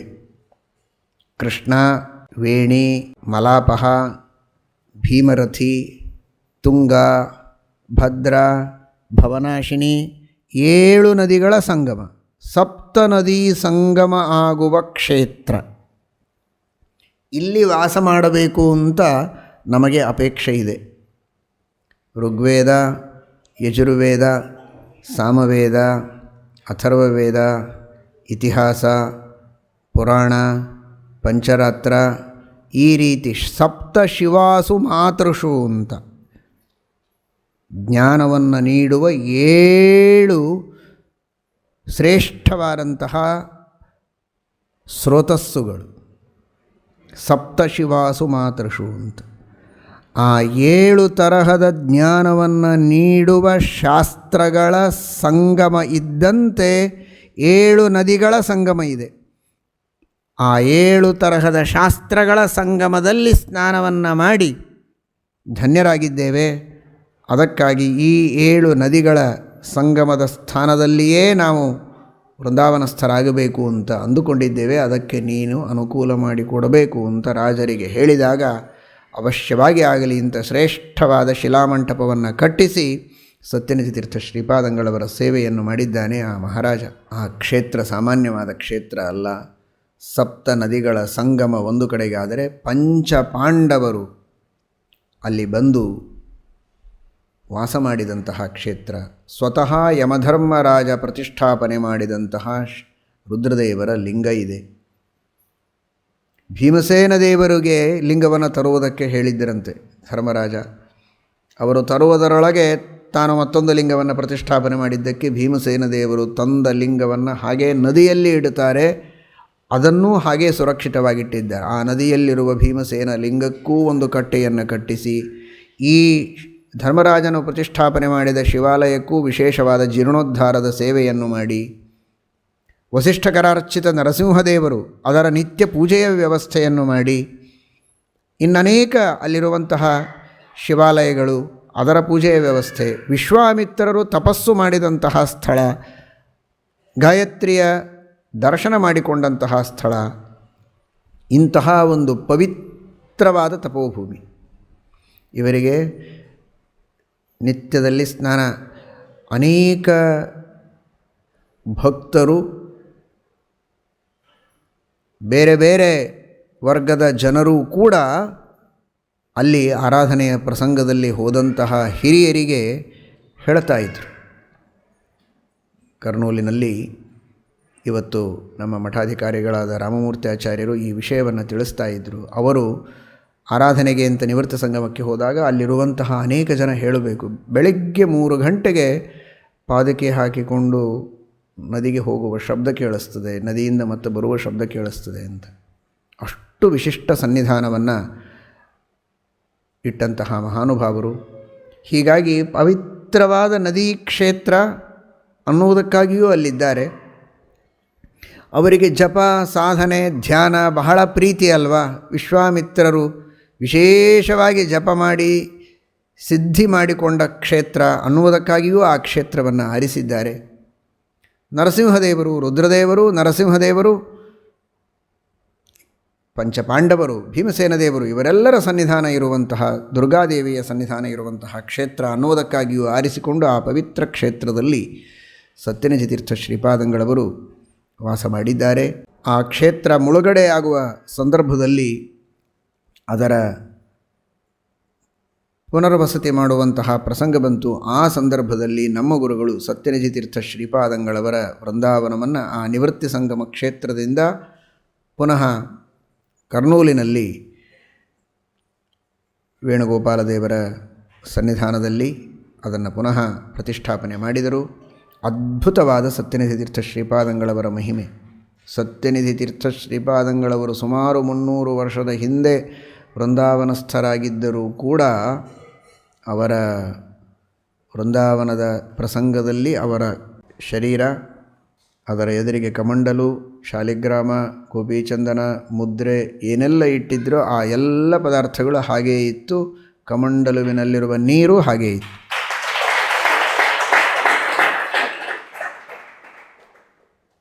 ಪುನಃ ವೃಂದಾವನದ ಪ್ರತಿಷ್ಠಾಪನೆ ಮಾಡುವ ಸಂದರ್ಭದೊಳಗೆ ಆ ಕಮಂಡಲುವಿನ ನೀರನ್ನು ಆ ಪ್ರತಿಷ್ಠಾಪನೆಯ ಸಂದರ್ಭದಲ್ಲಿ ಸುತ್ತಮುತ್ತ ಇರುವ ಜನರಿಗೆಲ್ಲ ಸ್ವಾಮಿಗಳು ಪ್ರೋಕ್ಷಣೆ ಮಾಡಿ ಪರಮಾನುಗ್ರಹ ಮಾಡಿದ್ದರು. ನಮ್ಮ ಗುರುಗಳು ಆ 1-2 ಹನಿಗಳು ಪ್ರೋಕ್ಷಣೆ ಮಾಡಿಸಿಕೊಳ್ಳುವ ಭಾಗ್ಯ ನಮಗೂ ಸಿಕ್ಕಿತ್ತು. ಅಂತಹ ಮಹಾನುಭಾವರು ಸತ್ಯನಿಧಿ ತೀರ್ಥ ಶ್ರೀಪಾದಂಗಳವರು. ಅವರ ಅನುಗ್ರಹದಿಂದ ಅವರ ಸ್ಮರಣೆ ಮಾಡುವ ಗುರುಗಳು ಆ ಸತ್ಯನಿಧಿಗಳ 1-2 ಅಮೃತ ಬಿಂದುವಿನ ಸೇಚನವನ್ನು ಮಾಡಿದ್ದಕ್ಕೆ ಅವರ ಉಪದೇಶದ 1-2 ಅಮೃತ ಬಿಂದುಗಳನ್ನು ಆಸ್ವಾದನೆ ಮಾಡುವಂತಹ ಭಾಗ್ಯ ಬಂದಿದೆ ಅಂತ ನಾವು ಭಾವಿಸ್ತೇವೆ. ಅಂತಹ ಮಹಾತಪಸ್ವಿ ವರೇಣ್ಯರು ಸತ್ಯನಿಧಿ ತೀರ್ಥ ಶ್ರೀಪಾದಂಗಳವರು. ಅವರು ಪೂರ್ವಾಶ್ರಮದಲ್ಲಿಯೂ ಸರಿ, ಆ ನಂತರದಲ್ಲಿಯೂ ಸರಿ ಜ್ಞಾನದಾನ ಎಷ್ಟೋ ಅಷ್ಟೇ ವೈಭವದಿಂದ ಅನ್ನದಾನ, ನಿರಂತರವಾಗಿ ಅನ್ನದಾನವನ್ನು ಮಾಡ್ತಾ ಇದ್ದ ಮಹಾನುಭಾವರು ಸತ್ಯನಿಧಿ ತೀರ್ಥ ಶ್ರೀಪಾದಂಗಳವರು. ಇವತ್ತು ಅವರ ವೃಂದಾವನದ ಸನ್ನಿಧಾನದಲ್ಲಿಯೂ ನಿತ್ಯದಲ್ಲಿ ಅನ್ನದಾನ ಅದೇ ರೀತಿಯಿಂದ ಅವರ ಅನುಗ್ರಹದಿಂದ ನಡೀತಾ ಇದೆ. ಅಂತಹ ಅನ್ನದಾನವನ್ನು ಮಾಡುವ, ಜ್ಞಾನದಾನವನ್ನು, ಅಭಯದಾನವನ್ನು ಮಾಡುವಂತಹ ಮಹಾನುಭಾವರು ಸತ್ಯನಿಧಿ ತೀರ್ಥ ಶ್ರೀಪಾದಂಗಳು. ಅವರ ಬಗ್ಗೆ ಸತ್ಯನಾಥ ತೀರ್ಥ ಶ್ರೀಪಾದಂಗಳವರು ಅನೇಕ ರೀತಿಯ ವರ್ಣನೆಗಳನ್ನು ಮಾಡ್ತಾರೆ. ತಾವು ನಾನಾ ವಿಧವಾದ ವಾದಿಗಳ ಜಯವನ್ನು ಪಡೆಯಬೇಕು ಅಂದರೆ ನೌಮಿ ಸತ್ಯನಿಧಿಂ ತಸ್ಮಾತ್ ವಿಜಯ ಸರ್ವದಾ ಮಮ ಭವತ್ತೇ ವಾಖಿಲ ಜ್ಞಾನ ಸಿದ್ಧ್ಯರ್ಥಂ ಜ್ಞಾನದಂ ಗುರುಂ ಅಂತ ಮಾಯಾವಾದ ಖಂಡನ ಪರಶು ಆ ಗ್ರಂಥದಲ್ಲಿ ಸ್ಮರಣೆ ಮಾಡ್ತಾರೆ. ಅವರ ಸ್ಮರಣೆ ಮಾಡಿದರೆ ಸಾಕು, ನನಗೆ ಎಲ್ಲ ಕಡೆಗೆ ವಿಜಯವಾಗತ್ತೆ ಅಂತ. ಪ್ರಣಮಾಮಿ ಸದಾ ಭಕ್ತ್ಯ ದುರ್ವಾದಿ ಜಯಕಾಂಕ್ಷಯ ಅಂತ. ಕೀಟೇನ ಕಾರಯಾಮಾಸ ಯಥಾ ಕೃಷ್ಣಸ್ತಥಾ ಮಯಾ ಕೃಪಾಮಾತ್ರೇಣ ಸಾಮ್ರಾಜ್ಯಂ ತಂ ಸತ್ಯನಿಧಿಮಾಶ್ರಯ. ತಾವಿಂತಹ ಮೇಧಾವಿ ಮೂರ್ಧನ್ಯರಾಗಿ, ಭಾರೀ ಸಮರ್ಥರಾಗಿ, ಎಲ್ಲ ಸಜ್ಜನರ ರಕ್ಷಣೆಯನ್ನು ಮಾಡುವಂತಹ, ಧರ್ಮವನ್ನು ಬಿಟ್ಟವರ ಶಿಕ್ಷಣವನ್ನೂ ಮಾಡುವ ಮಹಾಸಾಮರ್ಥ್ಯವನ್ನು ಪಡೆದುಕೊಂಡ ಸತ್ಯನಾಥ ತೀರ್ಥರಂತಾರೆ, ನಾನೊಂದು ಹುಳ.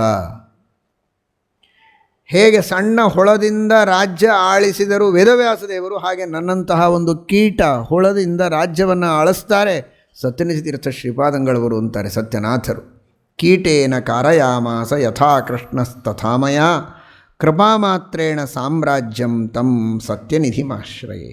ಬೇಡಿದ ಇಷ್ಟಾರ್ಥಗಳನ್ನು ಕೊಡ್ತಾರೆ, ಆದ್ದರಿಂದ ಇವರು ಪಾರಿಜಾತ ಅಂತ. ಕಲ್ಪವೃಕ್ಷ, ಪಾರಿಜಾತ ವೃಕ್ಷ, ಸ್ವರ್ಗದಲ್ಲಿರುವ ಪಾರಿಜಾತವೇ ಕಲ್ಪವೃಕ್ಷ. ಇವರು ಪಾರಿಜಾತ, ಯಾಕೆಂದರೆ ಬೇಡಿದ ಇಷ್ಟಾರ್ಥಗಳನ್ನು ಕೊಡ್ತಾರೆ. ಆದರೆ ಅಪಾರಿಜಾತ ಅಂತ ಯಾಕೆ ಇದು? ಪಾರಿಜಾತ ಅಪಾರಿಜಾತ ಎರಡೂ ಆಗೋದು ಹೇಗೆ ಅಂತ. ಇವರಿಗೆ ದ್ವೇಷವೇ ಇಲ್ಲ. ದ್ವೇಷ ಅಂತಿದ್ದರೆ ಇವರಿಗೆ ಶತ್ರುಗಳು ಅಂತಿರ್ತಾಯಿದ್ರು. ಇವರಿಗೆ ದ್ವೇಷ ಎಂಬ ದೋಷವೇ ಇಲ್ಲದ ಕಾರಣ ಅರಿ ಅಂದರೆ ಶತ್ರು, ಅರಿಜಾತ ಶತ್ರು ಸಮೂಹ ಅದೇ ಇಲ್ಲ. ಅಪಗತ, ಅಪಾರಿಜಾತ, ಅರಿಜಾತ ಶತ್ರುಗಳೇ ಇಲ್ಲ ಇವರಿಗೆ. ಯಾಕಂದರೆ ಯಾರೂ ದ್ವೇಷಗಳೇ ಇಲ್ಲ, ಯಾರನ್ನೂ ಇವರು ದ್ವೇಷ ಮಾಡೋದಿಲ್ಲ. ಅಜಾತ ಶತ್ರುಗಳು. ಆ ದೃಷ್ಟಿಯಲ್ಲಿ ಅಪಾರಿಜಾತ. ಮೇಲ್ನೋಟಕ್ಕೆ ಪಾರಿಜಾತ ಅಪಾರಿಜಾತ ಅಂತ.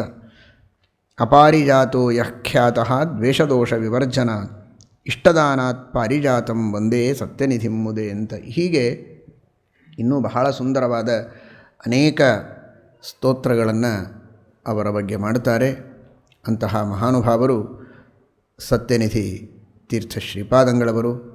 ಕಾಮಧೇನುವಿನ ಚಿತ್ರ ಅವರ ವೃಂದಾವನದ ಮೇಲೆ ಇದೆ. ಕೇಶವಾದಿ ಚತುರ್ವಿಂಶತಿ ಮೂರ್ತಿಗಳನ್ನು ಅವರ ವೃಂದಾವನದ ಮೇಲೆ ಕೆತ್ತಿಸಿದ್ದಾರೆ. ಬಹಳ ಅಪರೂಪದ ವೃಂದಾವನ. ಈ ಮಾರ್ಗಶೀರ್ಷ ಮಾಸ ನಿಯಾಮಕ ಕೇಶವ. ಹೀಗಾಗಿ ಆ ಕೇಶವ ಪ್ರಧಾನವಾಗಿ ಮಾಸ ನಿಯಾಮಕ. ಆ ಮಾಸದಲ್ಲಿಯೇ ಅವರ ವೃಂದಾವನ ಮಾರದ್ದರಿಂದ ಆ ಕೇಶವ ಹಾಗೂ ಸತ್ಯನಿಧಿ ತೀರ್ಥ ಶ್ರೀಪಾದಂಗಳವರು ಕೇಶವೋಪಾಸಕರಾಗಿ, ಮೇಲೆ ಕಾಮಧೇನು, ಹೀಗೆ ಆ ವೃಂದಾವನದ ಮೇಲೆ ಚಿತ್ರಣವನ್ನು ನಾವು ನೋಡುತ್ತೇವೆ. ಅವರ ಮನೆಯಲ್ಲಿ ಏನೊಂದು ಆದರ್ಶ ನೋಡಿ. ಇವತ್ತು ಏನೇನೋ ಮನೆಯಲ್ಲಿ ಏನೇನೋ ಫೋಟೋಗಳನ್ನು ಹಾಕ್ಕೊಂಡಿರ್ತಾರೆ, ಯಾವ್ಯಾವುದೋ ಪ್ರಾಣಿಗಳು, ಅದು ಇದು ವಿಚಿತ್ರವಾದಂತಹ ಅನೇಕ ನಟ ನಟಿಯರ ಚಿತ್ರಗಳನ್ನು ಕೆಲವರು ಹಾಕಿಕೊಂಡಿರ್ತಾರೆ. ನಾಯಿಗಳ ವಿಶೇಷ ಉಪಾಸನೆಯನ್ನು ಕೆಲವರು ಮಾಡುತ್ತಾರೆ. ಪ್ರಾಣಿಗಳ ಬಗ್ಗೆ ನಮಗಿರುವಂಥ, ಪ್ರಾಣಿಗಳಿಗೆ ಯೋಗ್ಯವಾದ ರೀತಿಯಲ್ಲಿ ಆಹಾರವನ್ನು ಕೊಟ್ಟು ಎಲ್ಲ ತರಹದ ಪ್ರಾಣಿಗಳ ಸಂರಕ್ಷಣೆ ಮಾಡುವುದು ತಪ್ಪಲ್ಲ. ಆದರೆ ಅದರ ಉಪಾಸನೆಯನ್ನು ಮಾಡಬೇಕು, ದೇವರ ಉಪಾಸನೆಯನ್ನು ಮಾಡಬೇಕು. ತಮ್ಮ ಮನೆಯ ಗೋಡೆಗಳ ಮೇಲೆ ಶಾಸ್ತ್ರದ ಪಂಕ್ತಿಗಳನ್ನು ಬರೆಸಿದ್ದರು ಸತ್ಯನಿಧಿ ತೀರ್ಥ ಶ್ರೀಪಾದಂಗಳವರು. ಈಗ ಎಲ್ಲ ಮುಳುಗಡೆಯಾಗಿದೆ, ನೋಡುವುದಕ್ಕೆ ಸಿಗೋದಿಲ್ಲ. ಆದರೆ ಅದರ ಚಿತ್ರ ಈ ಪುಸ್ತಕದಲ್ಲಿ ನೀವು ನೋಡಬಹುದು. ಎಷ್ಟು, ಈಗ ಉದಾಹರಣೆಗೆ ಪ್ರಕೃತಿ ಶ್ರುತಿ ಸುಧಾ, ಸ್ವಯಂ ಸತ್ಯನಿಧಿಗಳೇ ಬರೆದಂತಹ ಗ್ರಂಥ, ಅವರು ಮಾಡಿದ ಉಪದೇಶ, ಶ್ರೀಮದಾಚಾರ್ಯರು ಮಾಡಿದ ಉಪದೇಶ, ಟೀಕಾಕೃತ್ಪಾದರು ಮಾಡಿದ ಉಪದೇಶ, ಅನೇಕ ಶ್ರೇಷ್ಠವಾದ ಸಂದೇಶಗಳಿವೆ. ಅವುಗಳನ್ನು ಮನೆಯ ಮೇಲೆ, ಭಿತ್ತಿಯ ಮೇಲೆ, ಗೋಡೆ ಮೇಲೆ ಬರೆದಿಟ್ಟಿದ್ರೆ ಹೋಗುವಾಗ ಬರುವಾಗ ನೋಡ್ತಾ ಇದ್ದರೆ ಒಂದು ದಿನ ಆದರೂ ವಿವೇಕೋದಯ ಆಗಲಿಕ್ಕೆ ಸಾಧ್ಯ ಇದೆ. ಪುಸ್ತಕಸ್ಥಾತ ಯಾವ ವಿದ್ಯಾ, ಬರೀ ಪುಸ್ತಕದಲ್ಲಿದ್ದರೆ ತೆಗೆದು ನೋಡಿದಾಗ ಅಷ್ಟೇ ತಲೆಯಲ್ಲಿ ಬರುತ್ತೆ. ಕಣ್ಣಿಗೆ ನಿತ್ಯವೂ ಬೀಳಬೇಕು ಅನ್ನುವ ದೃಷ್ಟಿಯಲ್ಲಿ ಶಾಸ್ತ್ರದ ಕೆಲವಾದರೂ ಮಾರ್ಮಿಕವಾದ ಪಂಕ್ತಿಗಳನ್ನು ನಮಗೆ ಯಾವುದು ಚೆನ್ನಾಗಿ ಅರ್ಥವಾಗಿದೆ, ಪರಿಣಾಮಕಾರಿಯಾಗಿದೆ ಅವುಗಳನ್ನು ಬರೆದು ನಿತ್ಯದಲ್ಲಿ ಓದಬೇಕು ಅನ್ನುವ ಸಂದೇಶವನ್ನು ತಮ್ಮ ಮನೆಯ ಗೋಡೆಯ ಮೇಲೆ ಶಾಸ್ತ್ರದ ಪಂಕ್ತಿಗಳನ್ನು ಕೆತ್ತಿಸುವ ಮೂಲಕ ಜಗತ್ತಿಗೆ ನೀಡಿದ ಮಹಾನುಭಾವರು ಸತ್ಯನಿಧಿ ತೀರ್ಥ ಶ್ರೀಪಾದಂಗಳು. ಅಂತಹ ಒಂದು ವಿಶಿಷ್ಟ ಸಂದೇಶವನ್ನು ನಮಗೆ ನೀಡಿದ್ದಾರೆ. ಗುರುಗಳನ್ನು ಯಾವ ರೀತಿ ಭಕ್ತಿಯಿಂದ ನಾವು ಸೇವೆ ಮಾಡ್ತೇವೆ ಹಾಗೆ ನಮಗೆ ಅವರ ಅನುಗ್ರಹ ಆಗ್ತದೆ, ಅದರ ಫಲ ನಮಗೆ ಸಿಗತ್ತೆ. ನೀವು ತಂದೆ ತಾಯಿಗಳನ್ನು ಚೆನ್ನಾಗಿ ಭಕ್ತಿಯಿಂದ ನೋಡಿದರೆ ನಿಮ್ಮನ್ನು ಚೆನ್ನಾಗಿ ನೋಡಿಕೊಳ್ಳುವಂತಹ ಮಕ್ಕಳು ನಿಮಗಾಗ್ತಾರೆ. ನೀವು ತಂದೆ ತಾಯಿಗಳ ಸೇವೆ ಮಾಡಲಿಲ್ಲ ಅಂದರೆ ನಿಮ್ಮನ್ನು ಹೊರಗೆ ಹಾಕುವ ಮಕ್ಕಳು ನಿಮಗೆ ಹುಟ್ಟುತ್ತಾರೆ. ಸತ್ಯನಾಥ ತೀರ್ಥ ಶ್ರೀಪಾದಂಗಳವರು ಪರಿಭಕ್ತಿಯಿಂದ ಸತ್ಯನಿಧಿ ತೀರ್ಥ ಶ್ರೀಪಾದಂಗಳವರನ್ನು ಅಷ್ಟು ಸೇವೆ ಮಾಡಿದರಲ್ಲ, ಅದೇ ತರಹದ ಭಕ್ತಿಯಿಂದ ಅವರ ಸ್ಮರಣೆ ನನ್ನ ಜೀವನದ ಧ್ಯೇಯ ಅನ್ನುವ ರೀತಿಯಲ್ಲಿ ತಮ್ಮ ಜೀವನವನ್ನು ಸಾಗಿಸಿದ ಮಹಾನುಭಾವರು ಸತ್ಯಾಭಿನವ ತೀರ್ಥ ಶ್ರೀಪಾದಂಗಳವರು ಸತ್ಯನಾಥರಿಗೆ ಶಿಷ್ಯರಾಗಿ ದೊರಕಿದೆ. ಇದು ಅವರ ಜೀವನವೇ ಒಂದು ಸಂದೇಶ. ನೀವು ಗುರುಗಳನ್ನು ಚೆನ್ನಾಗಿ ಭಜಿಸಿ ಅಂಥ ಶಿಷ್ಯರು ನಿಮಗೆ ಸಿಗ್ತಾರೆ. ನಿಮ್ಮ ತಂದೆ ತಾಯಿಗಳನ್ನು ಚೆನ್ನಾಗಿ ಸೇವೆ ಮಾಡಿ ಅಂಥ ಮಕ್ಕಳು ನಿಮಗೆ ಸಿಗ್ತಾರೆ. ಆ ಒಂದು ಸಂದೇಶವನ್ನು ಜಗತ್ತಿಗೆ ನೀಡಿದ ಮಹಾನುಭಾವರು ನಮ್ಮ ಪಾಪಗಳನ್ನೆಲ್ಲ ಪರಿಹರಿಸಿ ಜ್ಞಾನಭಕ್ತಿ ವೈರಾಗ್ಯಗಳನ್ನು ನೀಡಿ ಉದ್ಧಾರ ಮಾಡಲಿ ಎಂಬುದಾಗಿ ನಮ್ಮ ಗುರುಗಳ ಮೂಲಕ ಸತ್ಯಾಭಿನವರು ಸತ್ಯನಾಥ ತೀರ್ಥರ ಮೂಲಕ ಸತ್ಯನಿಧಿ ತೀರ್ಥ ಶ್ರೀಪಾದಂಗಳವರಲ್ಲಿ ಪ್ರಾರ್ಥನೆಯನ್ನು ಮಾಡೋಣ. ಹರಯೇ ನಮಃ. ಶ್ರೀಕೃಷ್ಣ.